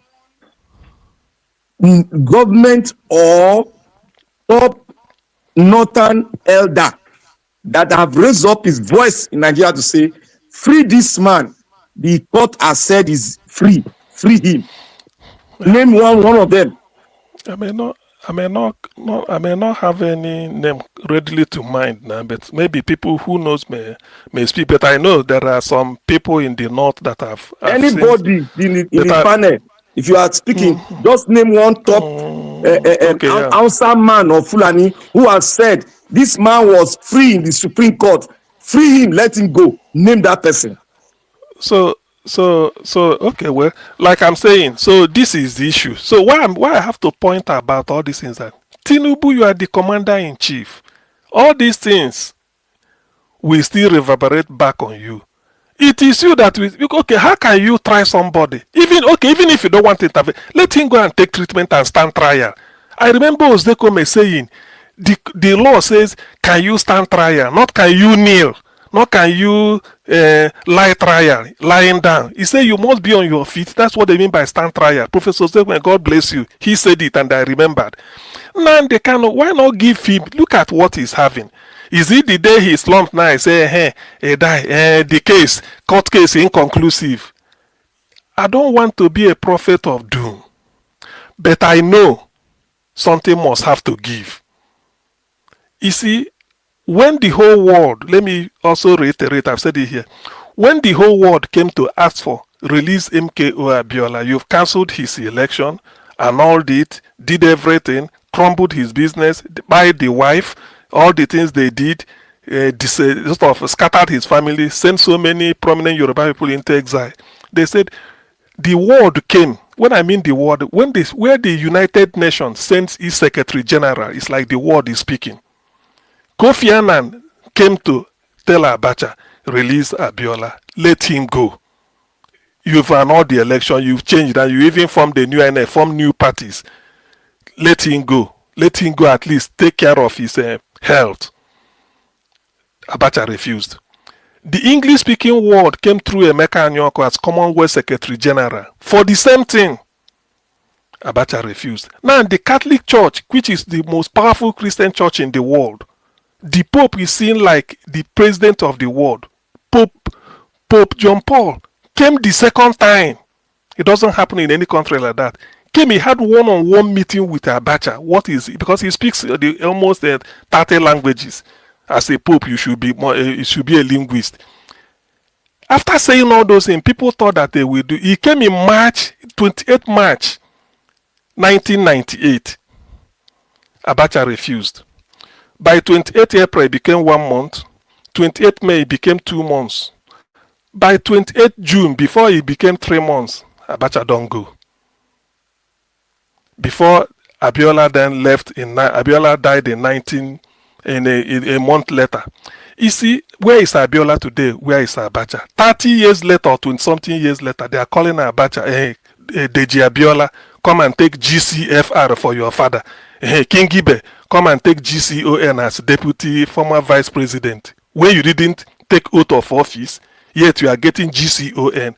Because King Gibe never take oath of office as a vice, but he got GCON as vice. Abiola never took oath of office as president, even for a second. Yet they call Deji, his son, or being Kola Abiola, come, take you for your father. As at when IBB launched his book, Sule Lamido was saying they should find a 50 billion to give Abiola family and close June 12 because Abiola lost. Is this a country that has sense? What is Nnamdi Kanu asking for? Dr. CM, I want to ask you a question. Who has committed all this crime against Nigeria? Which part of the country has committed all this crime against the state of Nigeria? You know, when I Black Panther, all these things. Why I'm saying all this is that I don't always like had I known. I try to avoid it. Though I'm a human being. My father taught me if you know somebody that is in position to help you, tell the person, even if the person may refuse, tell the person, say, I need this. Such that in future the person will say, had you told me then, that time I was inside the car, if you had told me you needed it, I will say, let it be that you did it. Why I'm saying this is that they feel that they are clever. If something, no, it's not that not that heaven will fall or what in. All of us will one day go back to our Mecca. The lady that left UK, thank you. Do you know why I'm asking all these fundamental questions? These are all the topic we need to discuss when we come together to form a country. Because we need to purge ourselves out of all these things that I'm trying to ask you. Because the evil that before Nigeria is starting from the northern part of Nigeria. The evil that is befalling this country. I don't want this country to be one. It's coming from there. No other place is from there. People might come here to defend them that I'm not defending them. It's being tribalistic. It's not tribalism. Where the problem is coming from is from the leadership of the North. At most, MKO will do 4 years when I go rig them out. Look, MKO. That should have ended. They stop them. That should have ended. 4 years. Look, you no go get second. They stop them. Now look at where we are. Look at the mess. Nigeria, you can't continue. You see, this is a generation thing. That's one thing people don't know. IBB is helpless now, powerless. All those abuse. You see, this is a generation thing. Every generation will come and then face the challenge of their generation. Some people were president in Nigeria when there was no WhatsApp, no social media. Now look at where we are now. I don't believe all these things because if you feel that you are punishing him now, the kind of for what he is, like the lawyer said, If he's no more today, I wake up tomorrow and the Kanu is no more. It means that he has gone back to his Mecca before I will do, before me. That's what it means. All of us we want they go.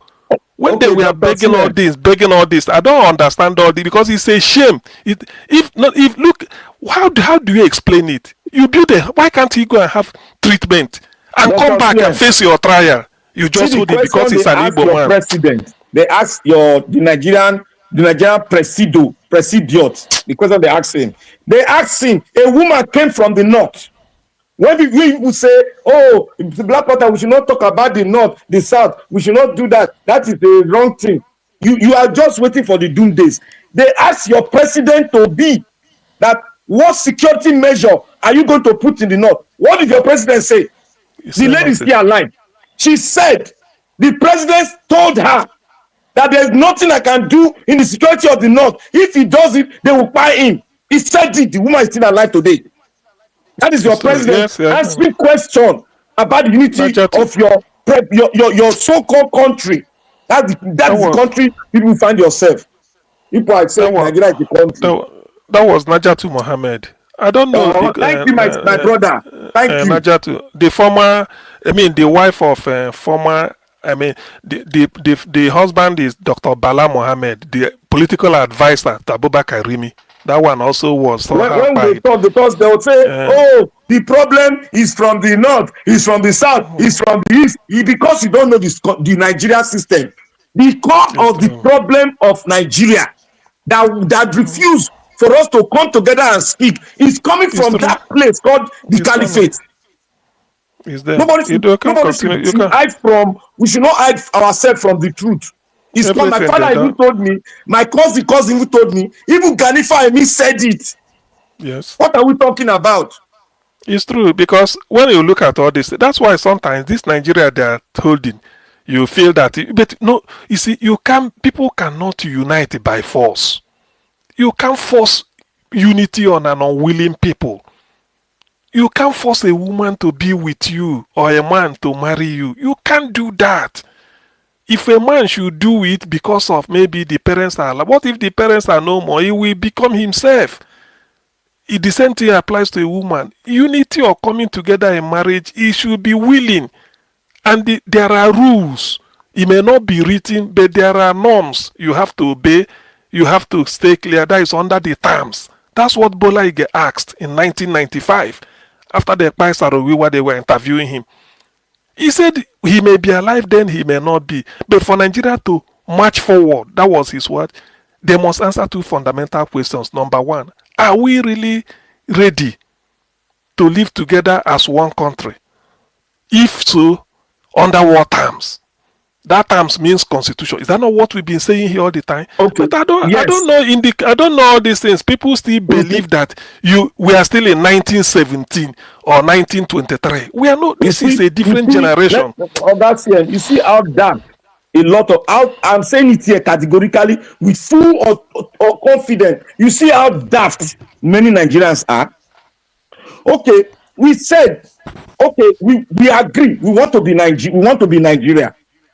GJ set up a constitutional conference, that was sponsored by the Nigerian taxpayer dollar money. We did that conference, we finish.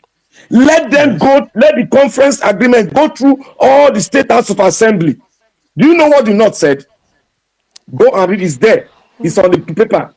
Go and read what the Northern group said. They said they cannot, after signing, they came back and said, the entire country agreed. The South, the West, the East, they agreed on that blueprint. The leaders of the North said they are not in agreement because they are disadvantaged. They don't have education. They don't have mineral resources. They don't have this. They don't have that. We should give them some time.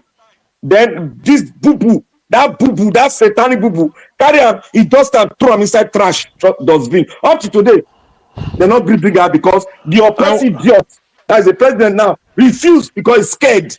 He went and paid them. He bought the presidency and he's scared. We want to know who he paid to collect this presidency from. Those people will bring out their name. Those are the people tying Nigerian down that we don't know. Those are the people tying the country down, that holds the country. That whenever somebody wants to go and be a president, he has to put billions of dollars and give to them. And they will not share it among the stooges that they put in National Assembly, and every other person will not be robbing the scene on the north, the south, and the west. Meanwhile, the cause of the problem is coming from that caliphate, and they don't want to address it. There's no problem from this. There's no problem in the south, the west, the east. The cause of our problem is from the north. If you don't want to hear it, I will speak it to your heart. It's always from there. Why can't we come together and design a country? Do you know that Jonathan's conference? You know how much each delegate used for feeding? I don't know how many more. I think that's 600,000 naira per delegate or so. 600 plus. They were being paid. Yeah, I think money. They give and they quartered them in the hotel in Abuja. They did everything. According to Professor Zekome, he said most of the things wasn't debated, it was just consensus. They all agreed to the extent that in a state that feels that maybe I can't cope, you can merge with another state. If a local government feel that I can't cope, you can merge to cut cost. They did it like brothers, and this was the way they went to Aburi. Remember, this was what led to the war. The way they went to Aburi, discussed as brothers, they signed only to come back, go and reneged. Now, thank God you said you reminded me of this Black Panther. They had to be in this is Aburi might be my father's era. This is the one I witnessed under Jonathan. They call everybody, students' union were represented, market women, every profession, every state. They refused it. They refused the religious leaders. They sat down, agreed. Who is the chairman of the constitution? One justice, what is the name from Niger State? Either now from their place, Adam, the person website now from their place. One retired justice, Adamu. I think something or gay, but Niger State. Then the secretary, Professor Bolaji Akiyemi. They all sat there. They formed committees, did everything, trashed it. Now they say they don't want. Which when they say mineral, where is gold from? What makes South Africa South Africa? Is it not gold? What about bauxite? Bauxite, lithium, tin. So many. Goshenite. People should Google Goshenite. There are about 6 countries in the world that has this. It's a very important. It's a very important this thing. Goshenite is in Yobe. It's in Brazil, United States, Canada, and very few other countries. They use it. A very important mineral for pharmaceuticals. So they have all this. Why are they this? Okay, education on their back. Is it my fault? Is it my fault? Somebody they are educated. They had education na Islam. Na education na Islam. They Islamic educated. Let them take it like that. Exactly. So to tell you, they will have their money. Equivalent of in the South, people build private universities, private schools, private secondary schools, give scholarships, help to train kids, give free education. How many schools in the North are doing free education by compo? I don't know. So they can't come and use it to levy it on us that they are backwards. If you are backwards and so what? Is it my fault? You see, you know what thing I discovered? We in the South, we are very liberal. Yes. We are lenient. We are peaceful. I don't care whatever anybody will say. I'm saying it because I live there. We are liberal. We are peaceful. We always look at what will bring the country together. The so-called the East that all of you people are saying, oh, blah, blah, blah, blah, blah. They really advocated for this conference. Go and check the record when Jonathan was there. They were in full support. They were the first group that came forward and said they're in full support because they need this country to be united so that it can stabilize the economy of the country, which will make the country prosperous.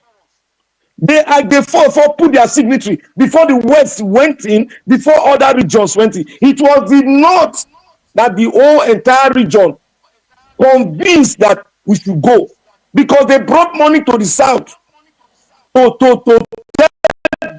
some idiot satana so that they can carry rally say, we don't want that. GJ is trying to hijack the country. We have a constitution. Ignorantly, they were carrying placard against the conference until the body of people that love the country came out with placard and said they want it. It was a heavy battle until GJ now signed the main paper. They now bring budget on it. After they forcefully went there, their emir was there, Sultan was there, Oba representative of Benin was there. Every tribe they were represented there. After they dialogue and say everything, they now said, okay, this is the blueprint. This is how we are going to be doing our election. This is how nothing they did not touch. Nothing they did not touch. And the northerners, they quiet. They think say they're smart well. They quiet. When they don't do anything, they use Hausa language, tell their Buhari bubu. Say, to way that thing. We don't want that. They continue this line. If we have done that thing, we won't have the insurgent. We will never have that insurgent. But let me ask Black Panther. You know, because some people, when the one man said, if you want to do something, do with objectivity. For how long do they think that they will play this game? You know, this is a generation thing. Do they care? They don't care. No, because I have to ask. We went to Aburi to avoid the catastrophe. They said it's only because everything agreed, came back, dump it. How many years later, almost 50 years later, it repeated itself again. We called a meeting because that 2014 was almost everywhere. Jonathan said, let us say how we are going to, and they agreed. Everybody came, collected money, all religious leaders, everybody, every ethnic group, we were represented. Now let us follow it. He said, no, we must continue with the Abdul Salam constitution that he gave Anwalu Yadudu of BUK Zaria, BUK Kanu to go and write. After writing everybody, you can't just him. You see, that's why an American diplomat said Nigerian constitution.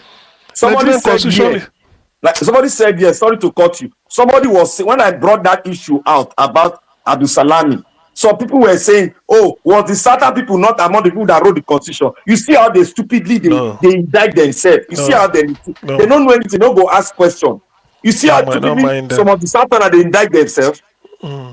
Some of the Southern are full. I think Black Panther doesn't know what the reason why I'm holding Abdul Salam responsible for the problem we have in Nigeria. You thought what I'm saying is a joke. Go and read and find out what that man did to Nigeria. And you ask the problem we are in today. Mr. Black Panther and Mr. Sia, can I ask you a question? Abdul Malik, say what you want to say. Is it possible that really only Abdul Salam write that constitution? Abdul Salam. Wait, let me. Yeah. Do you know Abdul Salam, when he was in the office, vice president to Abdul Salam was Edo State, Admiral Kibwe. How can it possible, if really we want to tell ourselves truth, how can it possible only Abdul Salam will sit down and write constitution? No, this is no. You answer Black Panther. Let me lay a little bit of a foundation. You can just don't forget what you want to say. You see, yes, Michael Higbe from Fuga area of Edo North, also either Isako Central or Isako. No, it was Edo North from. And I know now. That's what Isako. I know it's maybe Isako Central or Isako West or East. I don't know, but it's Fuga. Isako Central, Fuga. It's Fuga. Yeah. So what happened is this. Abdul Salam, yes, the chief of general staff, they called them, just like Aihumo and Babangida was number 2. The constitution, the person that Abdul Salam is not a lawyer, he may not even know the clauses. The same thing with Michael Higbe. Michael Higbe later read law later, not when he was naval staff. The thing is that Professor Yadudu and Walu Yadudu, Dean, Faculty of Law, BUK, was the person they called. Now, it is possible that Yadudu is the head. The people that supported him, whether they are 2 or 3 or 4, I don't know, but he is the head. Even at that, when they wrote the constitution, why we call it Abdul Salam constitution is that in formulating a constitution that will guide the people, it is not me as a Igbo man that will now go and write it and bring out.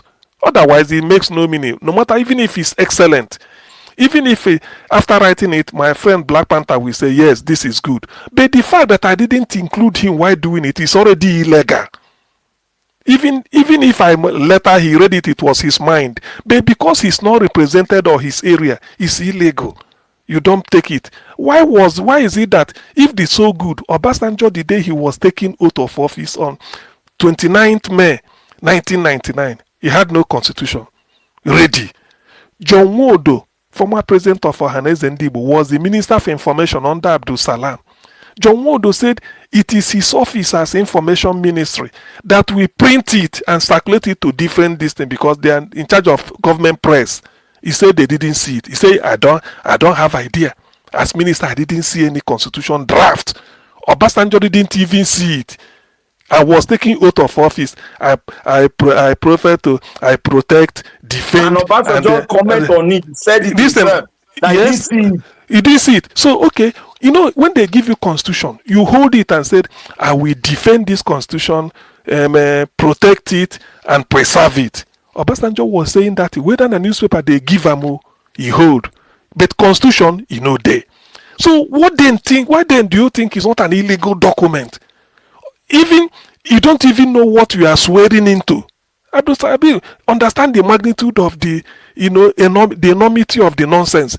The constitution, which will be the grand norm, that everything you are doing, no matter if you had a law in your household between you and your wife, when I make law they live, it's okay. But that law must be under the constitution. If there is any law in the constitution that run contrary to that your own law don't go. Now this constitution, that is the everybody. And then you are telling me that the person who will be number one citizen did not even see it and he was swearing to nonsense. A vacuum.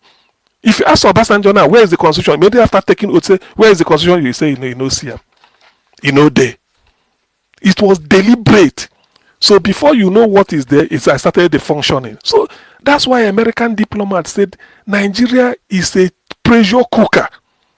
That's what he used. Say it's a pressure cooker. How can you hem everybody in? You can't just pack everybody and then force us to be together. No way. Even the British organized referendum for Midwest. Do you know why? Because they felt that the way they are not getting their whatever it is from the Western region, they said, okay, come and take referendum. They did it, 83.something%, August 1963. Go and check. They were lucky because the Queen Elizabeth was still the head of government. It's only that Zeke was the governor general holding forth for him. But 4 months later, in October 1963, the thing changed. Zeke became president. Therefore, we are now fully in charge of our affairs. If it were then, if for no work, yeah. Oga Malik, I go answer that question. Before I answer that your question, I want to say something so that you go have your heart to be open. See, since they named that country Nigeria,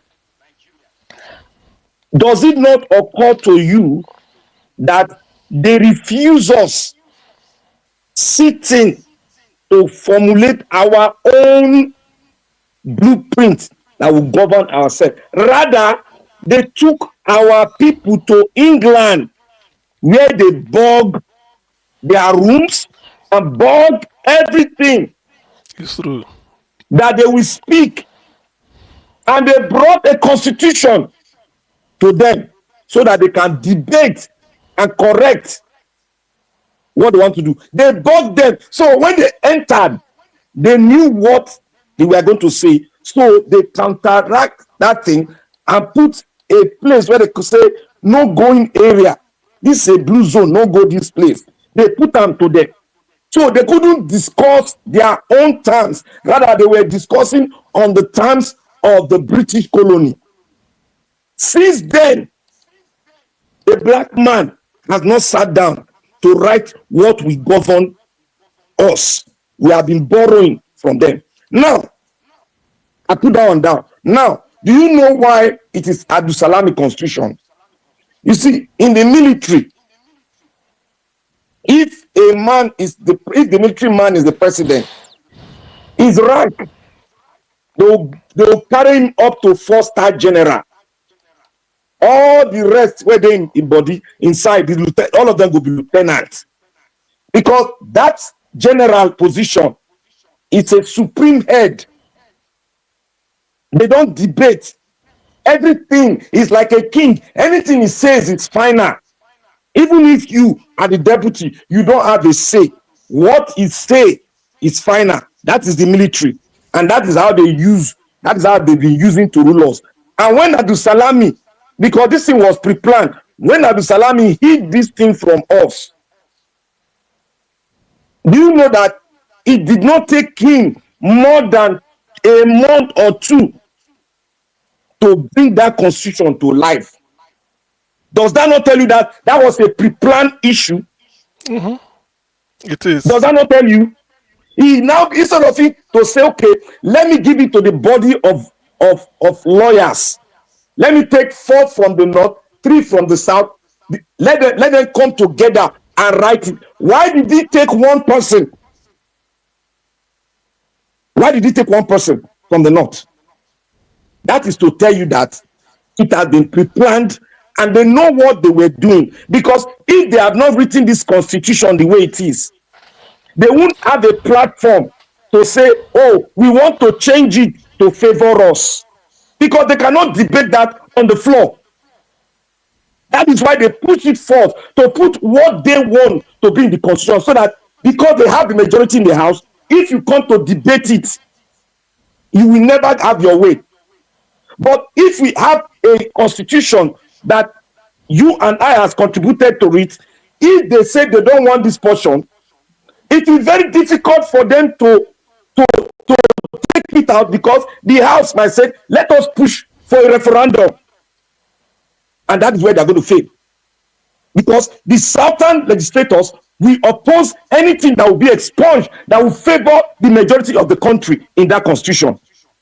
Because it is the majority that takes the constitution to limelight, not the minority. In an African contest, the majority wins all. But they don't take into recognition the minority voices. And that is what the West, they recognize the minority voice. Like in America, the minority have a big say in determining who wins the presidency. That is why it goes to the college. And that is where the minority has their power. So the way it is done, they pre-planned it. Absalami pre-planned it because he knew that there were pressure from the Western world for us to democratize.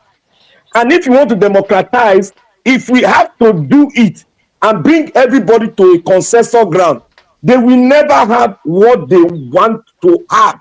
That is the plan they want inside the constitution. It will not go, it will not fire further, because it will not have a majority vote. It will never have it, because that is why you see that in that constitution, they loud the voice of Sharia. They make it loud than before. They make it loud. The voice was louder in this nonsense they gave us. So, my brother, it was Abdul Salami that pre-planned it by their elder. They all knew what they were doing. They only require one general to push it. That is it. That's what you got. You see, I want Mr. Senior, please. Hello, CM, can I say something, please? Okay. Well, I want 1 minute, please. Lampard, you know why they asked that question?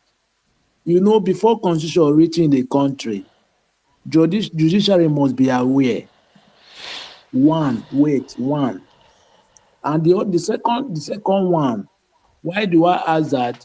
How do you show that it's only Abdul Salam wrote that constitution? Because just like currently now currently our government in Nigeria, which is Tinubu, anything that is happening now is not only Tinubu, but why we are calling Tinubu, because it is the number one. Anything that is happening now in the country, both the House of Rep, House of Senate, all the cabinet around him, they are involved. But why we are calling him is the number one man, is the head. That is the reason why I asked you that question. Wait. It is Abdul Salam that will appoint. Let me use that word. Whether there are 1 million people that will be the committee or 10 or 11, it is Abdul Salam will appoint. Listen now. Look, that's why because it is him that wrote it. It is him now. The guideline. It is him. It is him because he is the person that will assemble. Okay, why didn't he tender it in the cabinet? Why didn't he?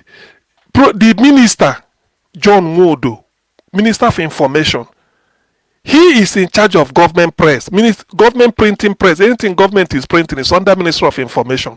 Whether they print, whether the machine is there for Sokoto or is there for Edo or there for Anambra, now Minister of Information. It is then that we print the constitution and then circulate it to different government departments and place it in every university, every public place. He say it is his role. You know, if he see him. How did they do manage it? If none of them. Obasanjo safe. Okay, even if you know Obasanjo that will take over from you, you couldn't even say, let me even print, even if it's one. So Obasanjo, the day before, Abdul Malik, if you are to take oath of office, you must have even seen your oath you are going to take. Maybe 1 week, a day with you, don't recite them. Or you go and a piece of paper, they don't write them out. The constitution you are going to defend from day one, you haven't even see, you never even see them. That is to touch it physically. And you are taking oath of office. Go and bring out, rewind, go and check the day Obasanjo was inaugurated, 29th May 1999. Listen to what he was saying to defend. He was holding Bible now. I think Stella, the wife, was alive then, holding Bible for him. He placed hand, defend the Constitution, protect it, and preserve it. Which Constitution? Have you seen it? It's an aberration. It's an absurdity. It never happened. It's not that you are lying. It's not that you are lying. He said it. OBJ said it himself. He wanted it with his own mouth. So where is Abdul Salam hidden constitution? Even if no print, because ordinarily everybody go don't see the constitution. So why is it that even a copy what Obasanjo go use for fulfill righteousness in no day? Mr. Say, okay, yes? after Obasanjo was swearing, yes, where is the constitution they were using? No, the day Obasanjo listen to him now. They not print because they don't swear. They don't now smuggle it in. So I don't give up. So nobody see Abdul Malik. Listen, before a constitution becomes useful, comes into force, even if they printed it, you go and do what they call, you conduct a referendum in different parts of the country. People will read it and understand. These are the grassroots. That is how it is done. Did anybody read this constitution before it was put into law? That's what we are saying. So it was a deliberate effort made to make sure that Nigerians do not know anything. Everything would just be bam. Abdul Salam, you want to, not Abdul Salam, sorry. Abdul Malik, you want to marry. And you don't tell people, say, my wedding na so. The wife you never see. Listen. They say, the wife they come. People go say, Abdul Malik go marry. We go the wedding. You did there. Abdul Malik, sorry, I'm not trying to bring religion, but you're a Muslim. The way it is conducted, maybe the imam or whoever, the alpha, you know what it is, will be conducting the ceremony. People go, they say, where Abdul Malik? You say if you don't even see the wife. Until you don't finish, maybe the next day they bring one girl, give you, say, my wife will be this. How you go explain?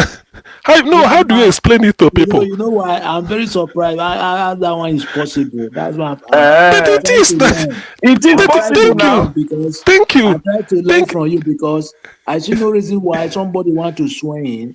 There's no new constitution that was prepared. I make I add this one to that. Make I address Malik, the first step in democracy, go and Google it, go use AI. The first step, you must go through a constitutional issue that will give birth to a democratic status. If you don't go through that thought process, your foundation is a biscuit foundation. That is what we're saying. Please, Niger, Niger, hold on, Abdul Malik, let me make an announcement. Please, Niger Watch, if you are listening, Mommy Diaspora, either of you, whoever is listening, please supply link. Olumide won't come because Olumide attended the same secondary school with Tinubu. That's why I'm always happy that when no, it's true. Let me say something, please. Mr. CM, I understand what you guys are saying. Let me speak a little. I want to really know because Constitution is the birth of the country. Is the birth. Yes. It's the beginning. It's the birth of democracy. Yeah, without constitution, country. Okay, let's see Ndubisi. Okay, please, this thing we are discussing about the constitution, we know from the beginning of that 1999, there was really no constitution. Let me just appointed some eminent jurists led by Nick Itobi to draft the constitution for the country. And maybe because they were in a hurry to return Nigeria to democracy. No, it's not Nick Itobi that led. It's Professor Anwalu Yadudu of BUK. Okay. Maybe the professor was the one who led them, but Nick Itobi was a member of that particular committee. After they submitted their report or so, they now hurriedly did their Supreme Military Council, or what the name they call it then, and that was it. And like you said, they hid it from everybody because they have already these northern stakeholders who have been running the country aground over the years. They always wanted to pass the constitution with what will be in their favor. So they knew that if they take it out for people to read, people will pick holes, but they didn't do that. Like I said, Obasanjo was not even given the copy. It was after he was sworn in that they started printing copies. I was a civil servant in Nigeria 2 or 3 years after Obasanjo was sworn in. So they were even sharing it to every office in a summarized way for us to have to give out to everybody to everybody to know their position and all that. They do damage for Nigeria. So they have been doing this thing from time. They just wanted to load everything on us. Whatever they want to do, they just do it. And they wanted to keep the status quo, where the people from that part of the country, that is the up north, not even the north. You know, when we talk about the north, we're not even talking about the north. Don't even add the northwest. The north central to it. It's the core north. They are the problem of this country. They are the people who are making sure all of them are the same thing. North to north and north. We not separate anybody. If they want me to separate them, maybe they can't join us to fight this struggle. All of them keep quiet there. You know, we have some good northerners, but there's even some Muslims and even the Christians over there. Some moderate ones who want things to be done properly. But those core ones, you find them in the military. You find them in the military. You find them among civilians. One moment. Do we see what Black Panther, if I understand the trajectory is taking, is that these people you are exempting, when it comes to push, come to shove to vote, they vote according to caliphate. According to the caliphate. So that's why we will put them among. Let's take it that way. But what you are saying is that even at this moment, that's why sometimes when we talk about these upcoming elections, I'm not a fan of it because I know that they will still do whatever they want to do. So the only way to do is for us to, like you said, CM, you said it, I usually say it every time here. Nigeria is not working. Every country who know that their constitution has so many flaws and it's not allowing unity and peace to reign. The elites of those countries, they will come together and sit down and say they will put away their interests and say, first of all, let's my brother. God bless you. First of all, let's solve this problem. They will keep away all their interests. They'll keep it away. First of all, let's solve this problem because we may not be here tomorrow. All of us are getting older. We don't want to live a country where the youth will give themselves, because this thing might get to a level where people will start carrying guns in the street and killing each other because nothing is working. The anger is too much. The best is for us, everybody to just, this earliest, just come down and sit down and say, let's sit down and discuss this country. No issue should be out of bounds. All issues should be discussed. All issues should be discussed in the way of peace. If we say hold on, just say GUN or you say G. So don't pronounce it because of Facebook. Sorry for that. Just say G. You carry G. G. You carry their G or GUN. So at the end of the day, if this elites throw away all these their interests and sacrifice. One man used to call it class suicide. That is, they'll say, no matter the class I am, let me come down for the sake of the country and for my future generations. Let us sit down and discuss this country. Everybody will come. People are reasonable. No matter the fear some people from any part of the country has, everything will be tabled down there. They'll come to consensus on how to move the country forward. So, but we did that through Jonathan. That is the issue. We've done it. We don't do what I'm saying. That's what I'm saying. But unfortunately, these people who claim they own the country, or even their collaborators from the south, because part of why this is like this, because our people from the south, they are still pushing their narrow interests. Those people from the north, we call them and say, I'll give you this. They'll follow them. Let me give you the way they use Calabar from south. Let me end with this. If the south don't come together as one and say enough is enough, this people they are going to ride us and use our southerners as their stooge. But if for the because we have clearly one divide, north and south. If the entire south, no matter their level, say no, this thing cannot continue. We cannot go. If people don't want us to come down and discuss, let us go. That's the day it ends. But because all of them, look at all the governors from the south, almost all of them, they are always pandering to these people every time. Wait. That part where you talk, let me tell you that part where you talk. Let me tell you about that part. Black Panthers, hold on. Let me make an announcement. Please, Niger Watch, if you are, I believe you should be awake. I know you are too emotional today, so that's why we say make you leave the stage for us. If you are awake, I believe you are. Please bring in Mama H.O., Olumide, and some other people in the backstage. They say they are already in backstage because they've gone the first stage of clicking the link. So it's for you now to open door for them, please. And please, Mama H.O. and Olumide, leave your camera on just in case. So that, thank you. Yes, thank please. you, sir. You see, I want to explain that last part of NWBC, just that last part. NWBC, let me tell you one thing. There's one thing we call mirage in science. Mirage is like a deception. In physics. In physics, it's a deception. You see what these northern people are doing? They are putting forth a mirage to us. And the mirage that we are seeing is this prickles. All this our leadership we have in the south. That's the people that are the mirage. You see, they are not as inexistent. If you take that book and put on the table and put a referendum, the majority will take the vote in the south. Okay, Black Panther, we've had Olumide. We have Olumide, Mama H.O. After you, Abdul, please, 1 minute so that we. Okay. That Professor Wole Yedide, where is he from? We are doing this from Kano State. He's a professor, dean or professor of law, Bayero University, Kano. He's the head of the people. I mean, where is he from? Where is he? Where is he from? Originally from? I think he's from Kano State. Nah, Fulani man. I think he's from Kano State. You know, Fulani, they dominate them in the over there. Not that they're in population, but because of Agidi, what the Yoruba people call Agidi. You know, Olumide will explain better. So Olumide and Mama H.O., thank you. Let's go over to Mama H.O. You, because you popped up first. What have you to tell us on what you've been hearing? Thank you. Welcome. Good day, everybody. Okay, Mama H.O. can go first, no problem. Greetings to Elvis, greetings to all the panelists, greetings to our mother that is carrying me and my children on her back, and greetings to the audience and the writer. The thing is this, I'm glad that Muhammadu, he has come to join us.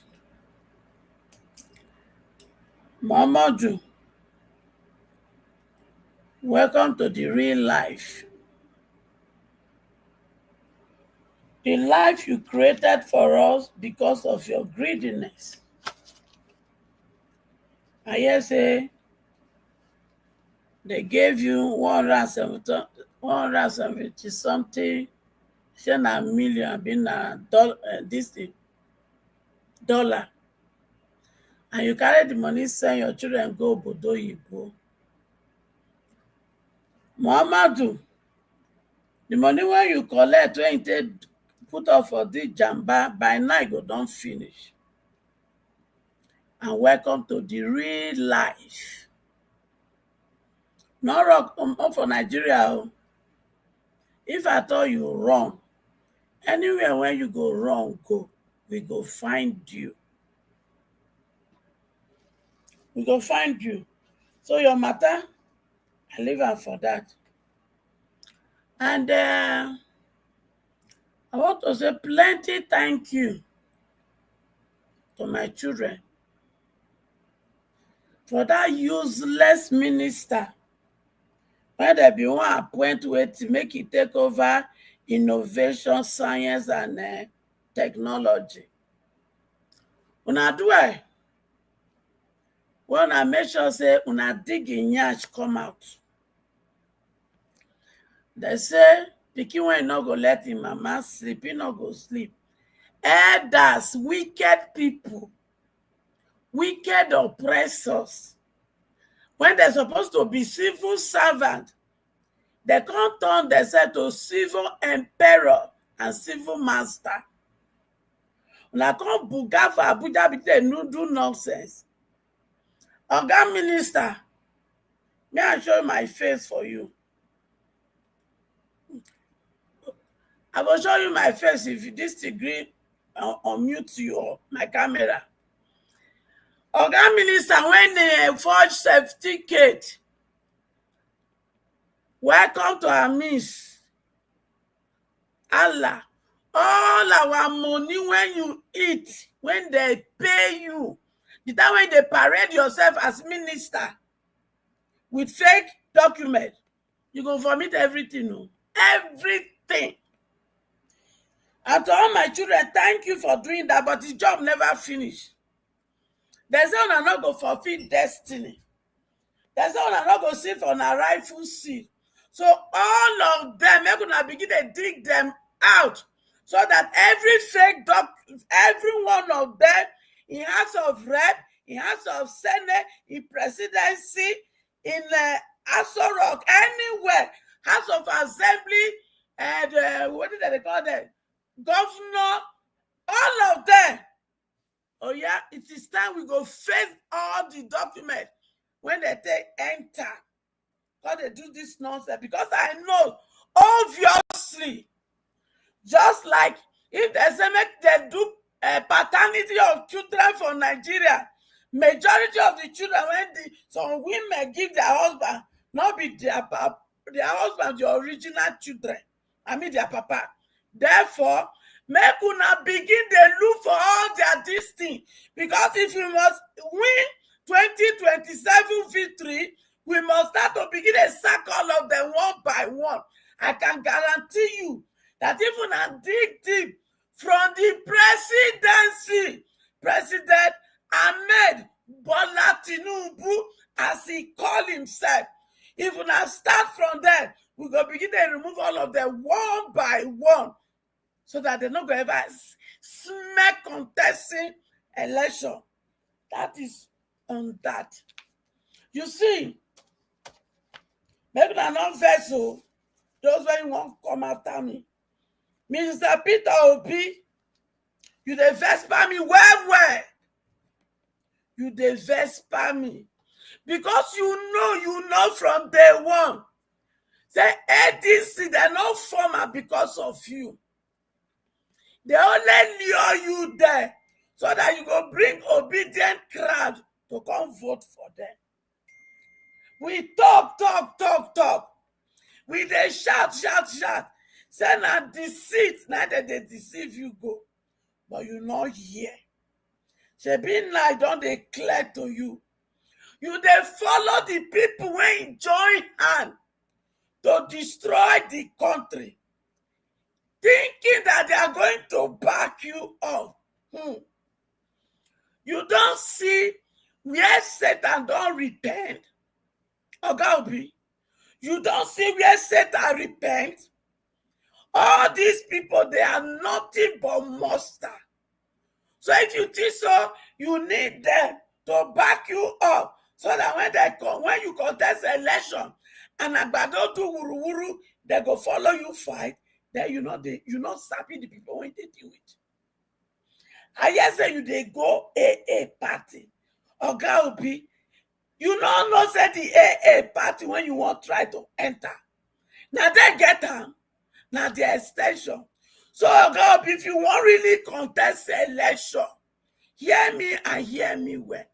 May you go meet Showore. They're gonna use AAC.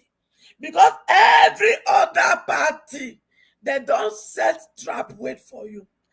And Oga Obi, not only that though, they don't plan say if I thought you escape from all the trap when they set for their party. If you escape that one, for INEC, they don't plan to wait for you. Notice that they carry to talk because my PIJ na correct person and they give me all the detail. George Mogalo, you know say I talk to you briefly. You carry the call. We talk briefly. Network not let us talk. And I can't tell you say I go play joker card for you because of my children. But before I go play the joker card, you get to answer some questions for me. George Mogalo, I send you those questions. You never answer me. I'm not a beggar. At least my children know say that they hear me now. So if you not reach out and we do this joker card and you come out with failure, I go tell you, say, I tell you. And my children not go vex for me, say, they cry, come meet me concerning you, and I did nothing. But you know what they go pay me pass? George Mogalo, you know what they go pay me pass when this thing happen? Now my children, when you go allow Agbadoria to mock, when I go pay me pass. And Mr. Peter Obi, when they go also mock, when I go pay me pass. Because me, I let you know, say, the reason I won't play the joker card for you, not be because I know you, not because of my children and Mr. Peter Obi. Now that's two reasons that make me want to play the joker card for you. But no problem. Go come. I wish you the best. I rest my case for that for now. But finally, Igbo people, sorry, not all of now.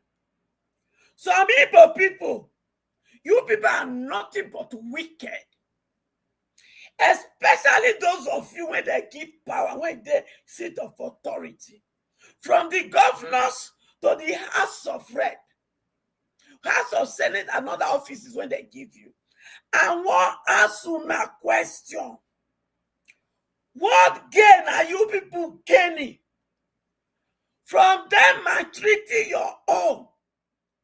Kanu Wanko. What gain? For you people to cling into power, is that your gain? But don't worry, you go soon leave power. You go soon leave power. Una let Nnamdi Kanu just they suffer for no reason. For you people's selfish reason. Because if not for that, how will they be forgiving bandits? How will they be forgiving terrorists when they buy people? Terrorists go come gather, they do meeting with people when supposed to protect us. But una wicked. Una come they allow your son to they suffer, the suffer when no suffer. No worry, all of una. Una sister una go stay there. We go touch light una yan one by one. And you people will pay dearly. And to Bola Tinubu, be one. Be one. If anything evil more than this, it happened to Nnamdi Kanu. This third war, second war, been a third war, one at the look for, una go get them. If anything happen.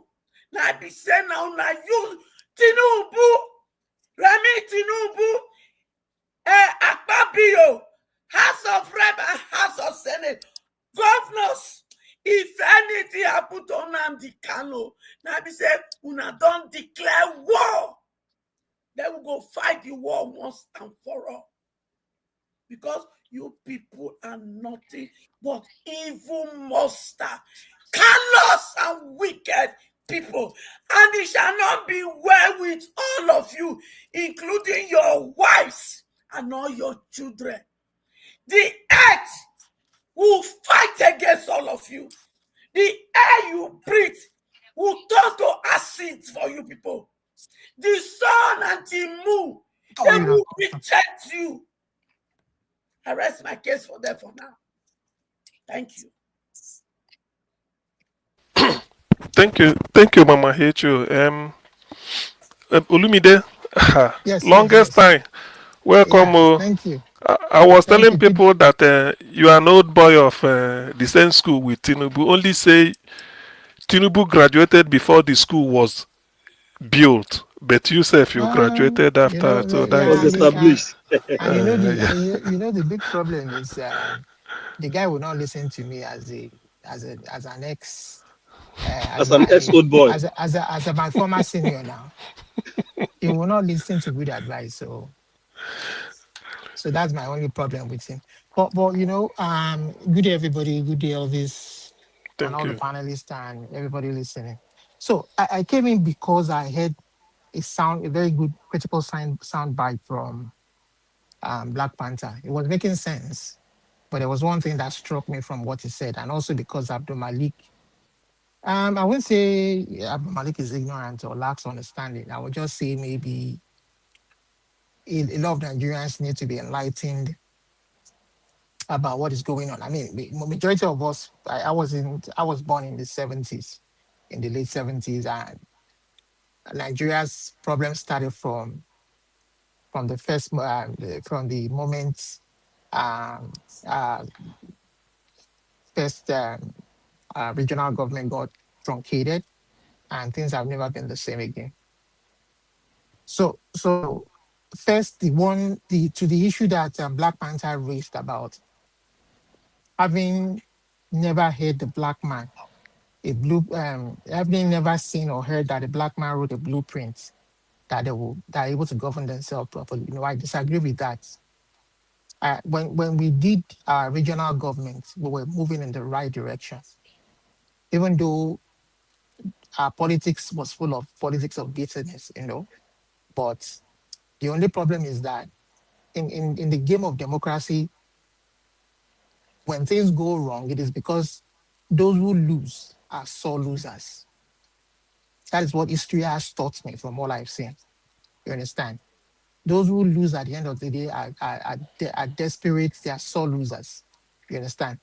I mean, we look at what happened in the civilized world, and our, our world powers, the world powers, for instance, US and UK, are very prominent because they are world powers, they are superpowers, and all of the media and world attention seems to be focused on them.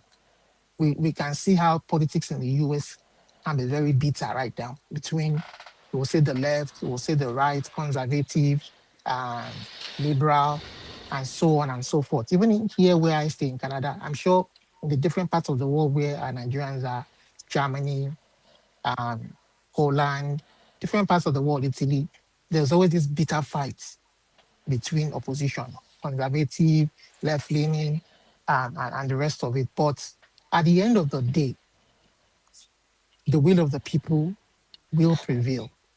There's always this agreement that when we have decided to elect or choose our leaders through this process, an open, free, and fair process, wait, no matter how much you disagree with the system, no matter how much you disagree with Donald Trump, no matter how much you disagree with what's the black lady that lost to Donald Trump, no matter how much you disagree Yeah. with Okay. Kamala Harris. Kamala Harris, you wait your 4 years, you debate and plead your case before the American people. and they are the ones that will decide your fate. We were moving on the right path. Maybe by some external influence, by the hand of the British, that like some people have theorized, postulated that the British were involved in truncating our democracy, because this is a process that worked for them. And because they have corrupted our own process deliberately not to allow it work for us, because of their interest in our natural resources. You understand? They don't care what happens to us. All they want is our natural resources. And ours has not worked for us. I feel you, Black Panther. I know where you're coming from. But we all live in this part of the world where we know this process has worked. You understand? And the best of the society will come out, argue their case before the people. And every periodic time, every couple of years, 3, 4, or 2 years in some clients, you will come and argue your case. And if you have failed them, they vote you out. If you have stolen their money, your family will be a pariah. You will not just be a pariah, but your family will be a pariah, and you will be made to answer according to the law. But our case is different. Ever since that first military coup truncated the regional system, you understand? We had a blueprint that we don't need any. I mean, this could have worked for us. The Southwest regional government was a very, very shining example of how the Black man could govern itself, use the people's resources to provide for the people, education, health, build. There was industrial estate developed, and I mean, we all know what Awo did, the trailblazing achievement it did. And so today, the legacies are still standing there, even though they are fast eroding. You understand? But when that first military coup happened, then things began to happen. And ever since then, it's been one coup after the other, and we've never really made any progress. But in 1999, coming back to you, Abdul Malik, before I go back there again, Black Panther. So the reason why I said it was working for us again was you would see that the Midwestern region was able the first time we had a successful referendum where the Midwestern region was able to determine their own fate and say, you know what, we don't like the way the Southwest regional system is treating us. We want to determine our own destiny. And they were very successfully able to break away and form a government of their own before the military coup. Maybe if our democracy was allowed to develop the way it was supposed to develop, we could have many regions today.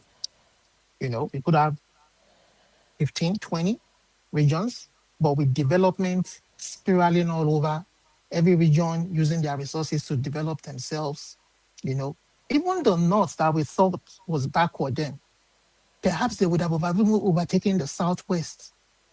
You understand? They may not have oil. They may not have all of these mineral deposits that you find in the South, gas or whatever.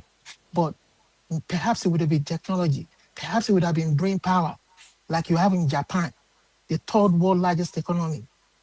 They don't have any mineral resources. All Japan sells is their brain power, technology. South Korea, you understand? Singapore even. But that never happened. And perhaps Nigeria would have been the pride of the black race. We were beginning to be the pride of the black race. We would see the Saudi royals come to University of Ibadan Teaching Hospital for treatment, But today we run there for dollars. We run there to make a living. Indians will come over for treatment, to come and tap from our expertise in agriculture, Malaysia, Indonesia. But Olumide, yes. Every nation must have faltered. Maybe getting it right, they falter, they come back, Nigeria, like what analysis you are giving from 1960s when the first military coup took over, and then subsequently there has been coup. At a time, we became sort of fed up with coup. we want to go That's back, right. That yeah. Now, isn't it? so This is okay. which brings me to Abdul Malik's point. Which brings me to Abdul Malik's point that you know that the reason why we are where we are today is because the forces, that have kept us, that do not want this country to make progress. You understand? I Yeah. certain kind of forces. You understand? We know. So majority of us know that those forces, you understand, are the ones holding the country to the jugular today. And those forces belong to almost every ethnic group in this country, but a very minuscule set of them. You understand? They influence our politics, you know? And we know that some of them are some of the Fulani stock. You understand? We know that some of them are Yoruba people. We know that some of them are Igbo people. They are the same people that will bring their kingsmen without certificates to come and govern, lord themselves over the people. They are the same people who don't have the necessary qualification that will come and lord themselves over the people. These are the same hegemony. You understand? You would find that, you'll see, even when they decide, even when Tinubu spends his 8 years and they decide that power must go to the north, must rotate to the north, believe you me, these same people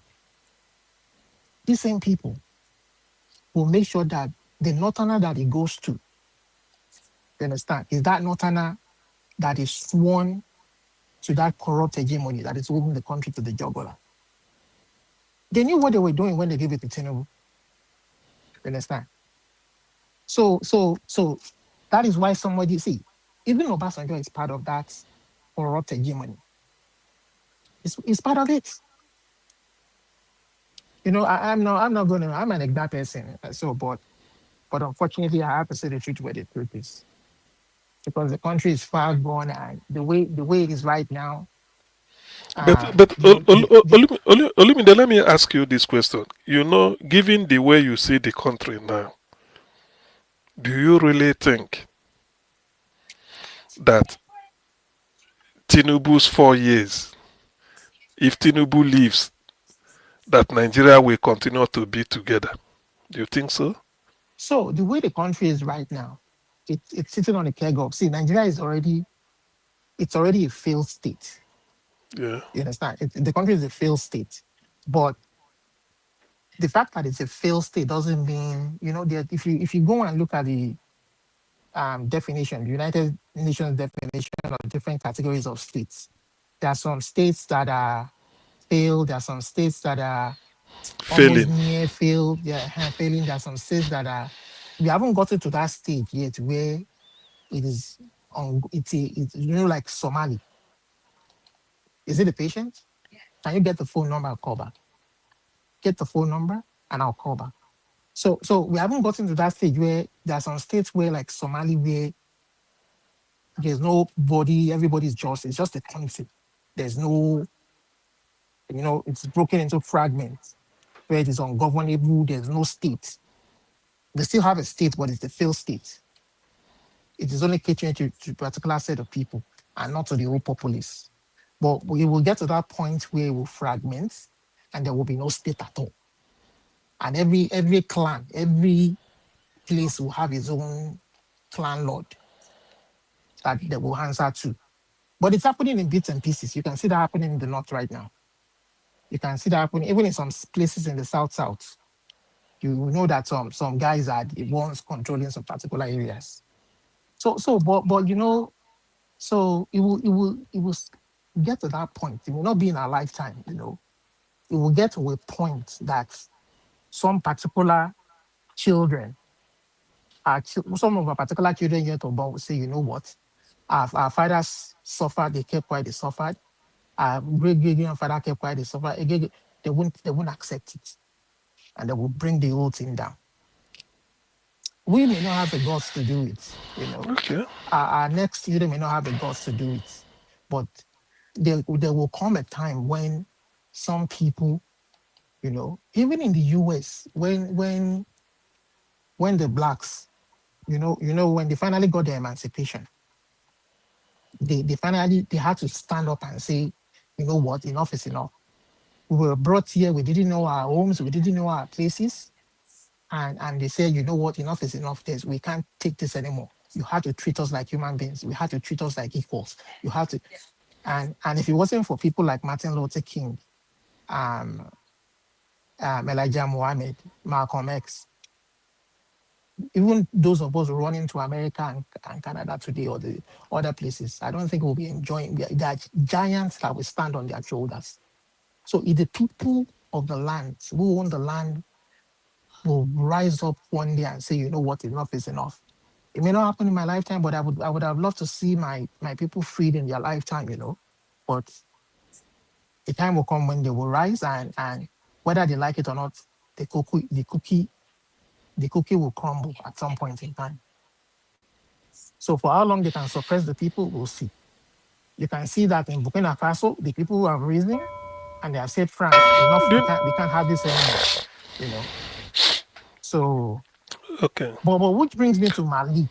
Malik, see, in 1999, these people played the game on Nigeria. The same hegemony holding the country is the juggler. They played the game on Nigeria. In 1999, when those few set of people wrote that constitution, the reason why the civil society kept quiet and people kept quiet was because the belief was that through the democratic process, the electioneering process, when the people make choices and choose their leaders, they will be able to effect a change that they truly want. And maybe at some point in our democracy, we will get there to that point where the country is fair to work. But these Okay, people thank you, have not allowed Olumide. it. They haven't allowed it to work. They've kept rigging from 1999 till date. They've been rigging the process, and they haven't allowed it to. Olumide, that's So which? Olumide, that's okay. It's okay, so that let us. I know maybe you didn't come in time, but all the same, you covered quite a lot of ground. It's a terrible shame that we are in this mess. Niger Watch, you want to Mr. speak C, with I us? don't know if I can reply Olumide. Okay, well, okay, yes, Just one second, let's hear Mr. you. C. Thank you very Okay. much. Olumide, it's like you don't understand what I was trying to tell Lampert. He always say this Abdul Salam constitution. I said that. Is it the only Abdul Salam that wrote that constitution? Because it's a body, No, it's a he's a government. leader. He was a leader at that time, and he was a military leader. He was a dictator, so he had all the powers. He had supreme powers, unquestionable powers. He was a leader. He was the one in charge. So anything that is achieved during that time, he will either take the credit or take the blame. So he can't run away from it. If people say it's Abdul Salam constitution, he can't run away from it. You understand? Yeah, I agree. That's true. Okay. Oga Tim, I Thank. want to thank Benin people. I beg. Okay, My Benin okay. people, I thank you. Oba Tope, It's our Abi. Oba, I thank you well. When that useless pikin, when they call wetin be name, Iya Oloja of Lagos, he carry bend, go dey carry crown for put for one useless woman when they call herself pastor. He wan become wetin? A market Iya Oloja general of Edo State. Shame on you when he collect that crown. Shame on you, whether na joy abi wetin dem dey call you. Shame on you. You lack respect. And because you are a power drunk woman, you won't come disgrace the Oba of Benin. Shame on you and your entire village where you come from. And to my Benin women, when he carried themselves dressed like the queen you people are, you dance to the Oba palace to go and say thank you. Una do well. Una do well. So make una mark APC down and Monday useless D1 governor because you get D1. Now make you no get sense. Now make you come dey begin dey disobey Oba. They allow them to come walk around one witches and wizards wey wan become Iya Oloja of Benin. I want Asuna, that useless for Lashade. If Benin people come Lagos to come crown somebody, Iya Oloja, for inside Lagos, una go like am. Because you want start to dey rule like emperor of your father. You wan come claim Iya Oloja, general of Nigeria. No, go kill you for Lashade. Ayalala go kill you. Amadioha, I go use you do pepper soup. Plus you joy. When you carry this nonsense for Edo, when you prepare Edo land against their constitution, Ayalala no go take you nonsense. Okay. All right. Okay. Thank you, Augustine. I appreciate you all. Thank you very much for your wonderful submissions. We've come to the end of this broadcast. God bless you. Now, everyone of you that came into the panel today, Augustine, thanks for handling the platform. You did it perfectly. I'm very, very grateful, and it was nice me listening to every one of you. Thank you, Mama Esho, for coming in. Thank you, Guy Dubusi, Mr. Jonathan. Thank you very much. I appreciate you. Mr. Alumude, my brother. Thank you, Black Panther, my brother, Abdul Malik. Thank you, my people. Mother Patricia was here as well earlier on. Thank you very much, man. I appreciate you all. In case I missed anyone, I want you guys to know that I appreciate you all. Every one of you that called in as well. Thank you very much, Mother Deborah, Simon, and many others. Thank you, my people. And those of you that supported the channel today, Kingsley, Ogera, Joseph Oji, thank you very much, my people. People on the comment section, Mother of Common Diaspora, thank you very much, Mommy. I appreciate you. Thank you, Abu Azi. I appreciate you. Appreciate you, my people. Thank you, sir. I appreciate you always. Thank you, Mother Peg Modi, Michael and Mario Buka, John Oga, Destiny Variable. Thank you. CEO, I can see you. Thank you, my people. God bless you all. We've come to the end of this broadcast. I'll see you guys again tomorrow. Fingers crossed, 7 p.m. Nigerian time. For any reason, we'll have a pre-recorded video for you. We'll bring it here. So always look out for our update, rather notification. Like our videos, share our videos, leave your opinion on the comment section so that we all can learn from each other. Thank you very much, my people. And God bless you. Now we've come to the end of this broadcast. Have a good night and bye for now. Minister, I would like to interject. This monologue is quite long. So at first, Minister, after you had gone to report me in front of President Tinubu and said all sorts, anyway, I am not beholden to you. My job is accountability. You are too small for me to report you to the president. No, but they are empirical. You are too small Minister, for me to Minister, let me speak. Minister, let me speak. I have empirical evidence. The world watched it on the commissioner of the project when you mentioned the questions I asked you to the president. That was reporting me to the president officially. The world watches, so you don't need to dilly-dally about the empirical facts. I don't talk without facts, Minister. You know, when I have my facts, I talk. And I insist on my question when I ask on cost. Let me only address you. Minister, you will not allow me speak. The problem is you will not allow me speak. You spoke for over 20 minutes, over 10 minutes. Because you don't know what you are speaking. But let me speak. Let me speak. You will not. You will not allow me speak. You see. If you can just keep quiet and be calm and just allow me speak, I'll be happy. All right?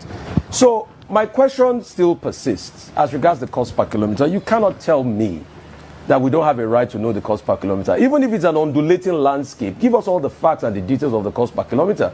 That's all we'll ask for. Other questions as regards the loans taken.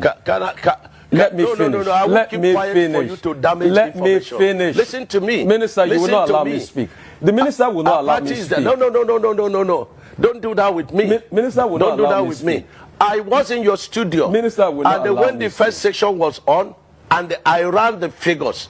And what you're asking us is 750 kilometers of coastal highway. We should tell you cost per kilometer. So you multiply by 750. That's nonsensical.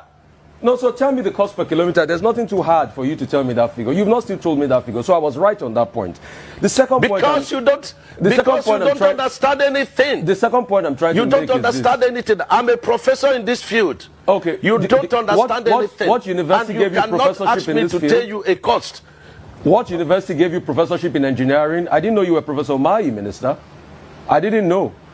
So, please, you've not been able to... You've never... I'm professor in practice. In practice. I'm professor in practice. Okay. I understand engineering very well. So secondly, and you have no knowledge of what you're asking. If you will let me... You have no knowledge. If you will let me ask So questions. you keep quiet. Okay. And then stop, you know... Minister, it's all right. Keep dignifying yourself and let the world see you for who you are. If you allow me speak, the other 100 kilometers that you said they've added to it, we would like to know the cost per kilometer of that one. And the Winsome Homes, the case is in court. Now, I would like to know the cost per kilometer for that one. I would like to also know the over 700 billion first tranche of loan you guys got for this project. Has the money been spent? How was the money deployed? I would also like to know. I would also like to know the terms of that loan. All right? How many years? What's the payback period? What's the payback moratorium of that loan? And for the Winsome Homes, isn't it interesting that as somebody that's been a governor in the state, you know the law, a case is in court, and then you're coming to talk about the details of the cases in court. Because you denied that the case was not in court. Now you've already accepted that the case is in court. So is it not just better you thrash it out with the woman that is been reporting a case in public that we all heard, and I ask you questions based on that? So, Minister, just answer the questions. I've got no axe to grind with you. You know that. We've spoken many times. In fact, when your people called to book, I booked them, and I said you should come on air. So please just tell us those information. It's very important, Minister.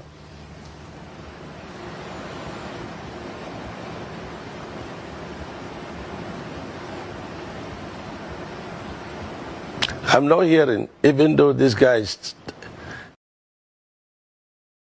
It has been signed into law by the President, Commander-in-Chief, Federal Republic of Nigeria. I believe in this document. That is why I'm so lawful. That is why I'm so confident. And that is why, however extreme it is, I am saying it on national TV. I'm not taking any risks. Swearing in a ticket that has not met the constitutional requirements of the Constitution is ending democracy. And I'm repeating it. Whoever does not meet the constitutional requirement must never be sworn in. If you like, I can say it again. I'm Betty Baba Ahmed. I'm not taking risks with my safety and with my life. But I'm repeating, swear in anybody who does not meet the constitutional requirements of our country. You are engaging in an unconstitutional act. Mr. President, do not hold that inauguration. CJ and your lordship, do not partake in unconstitutionality.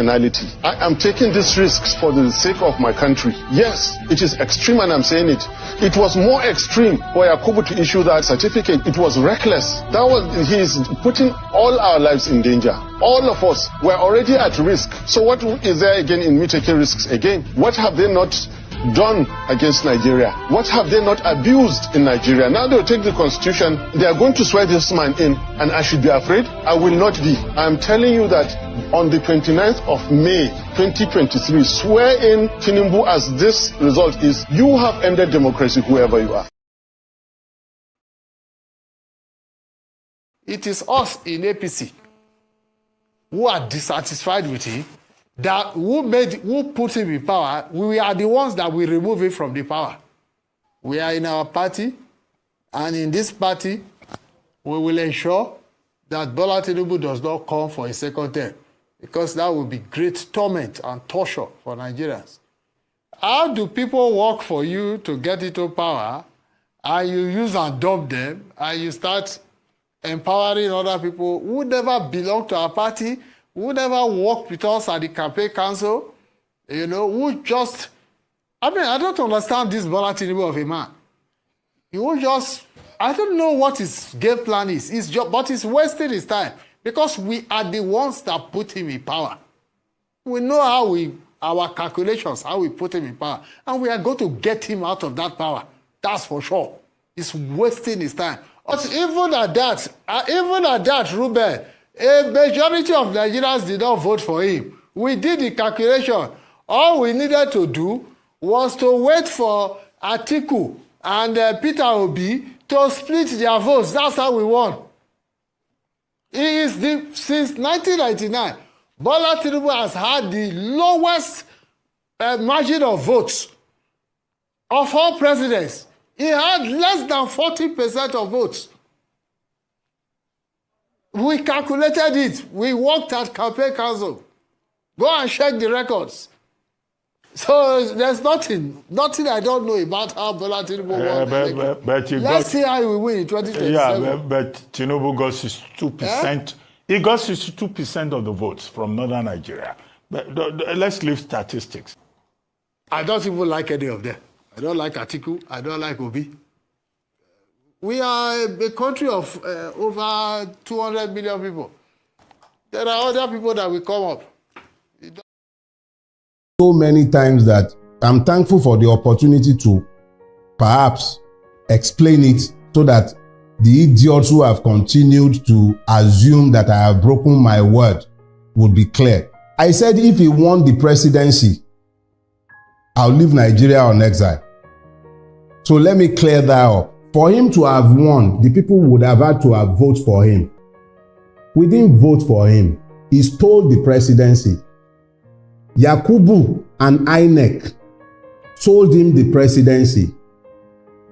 The presidency is not an expression of the people's will. It is an expression of the debauchery of INEC and the height of our judicial corruption. He did not win the presidency. If I had left, I would have been sanitizing and deodorizing a skunk. If nothing else, I rise and fall by my word.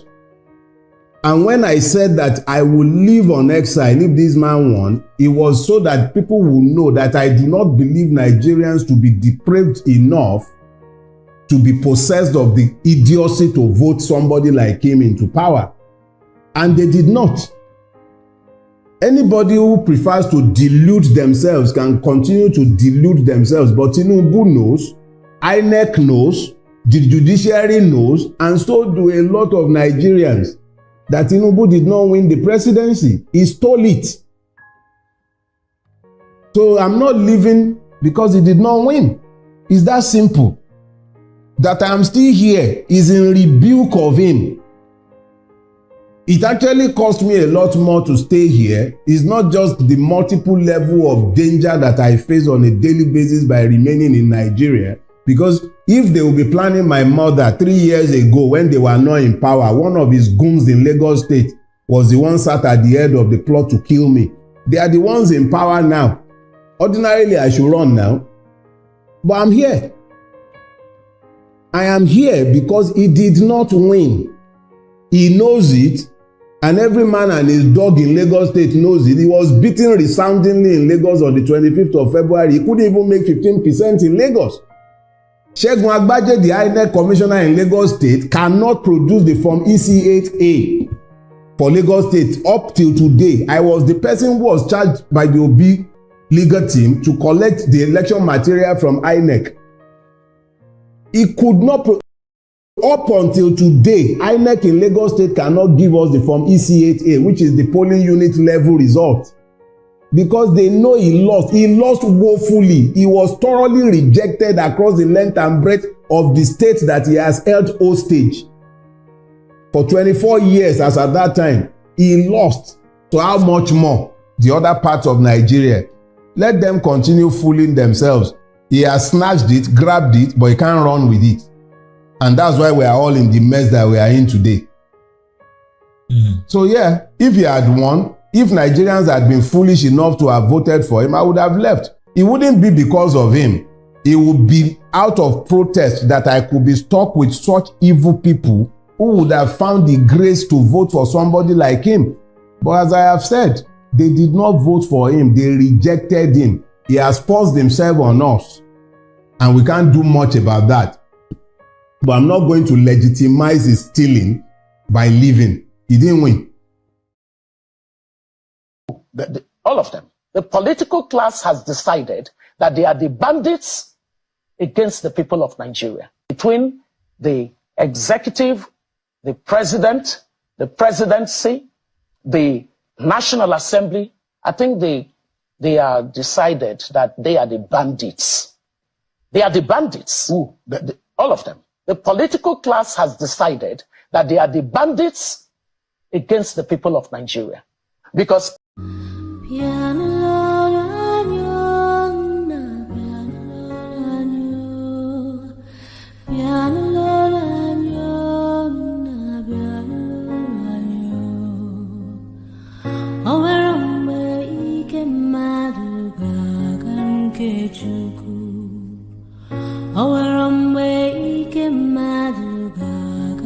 nke Chukwu na-abịanụ onye kere ụwa abịanụ ọrụ anyị ezi nna abịanụ lesebu ụwa abịanụ ọrụ anyị bịanụ ọrụ anyị nna bịanụ ọrụ anyị bịanụ ọrụ anyị nna bịanụ ọrụ anyị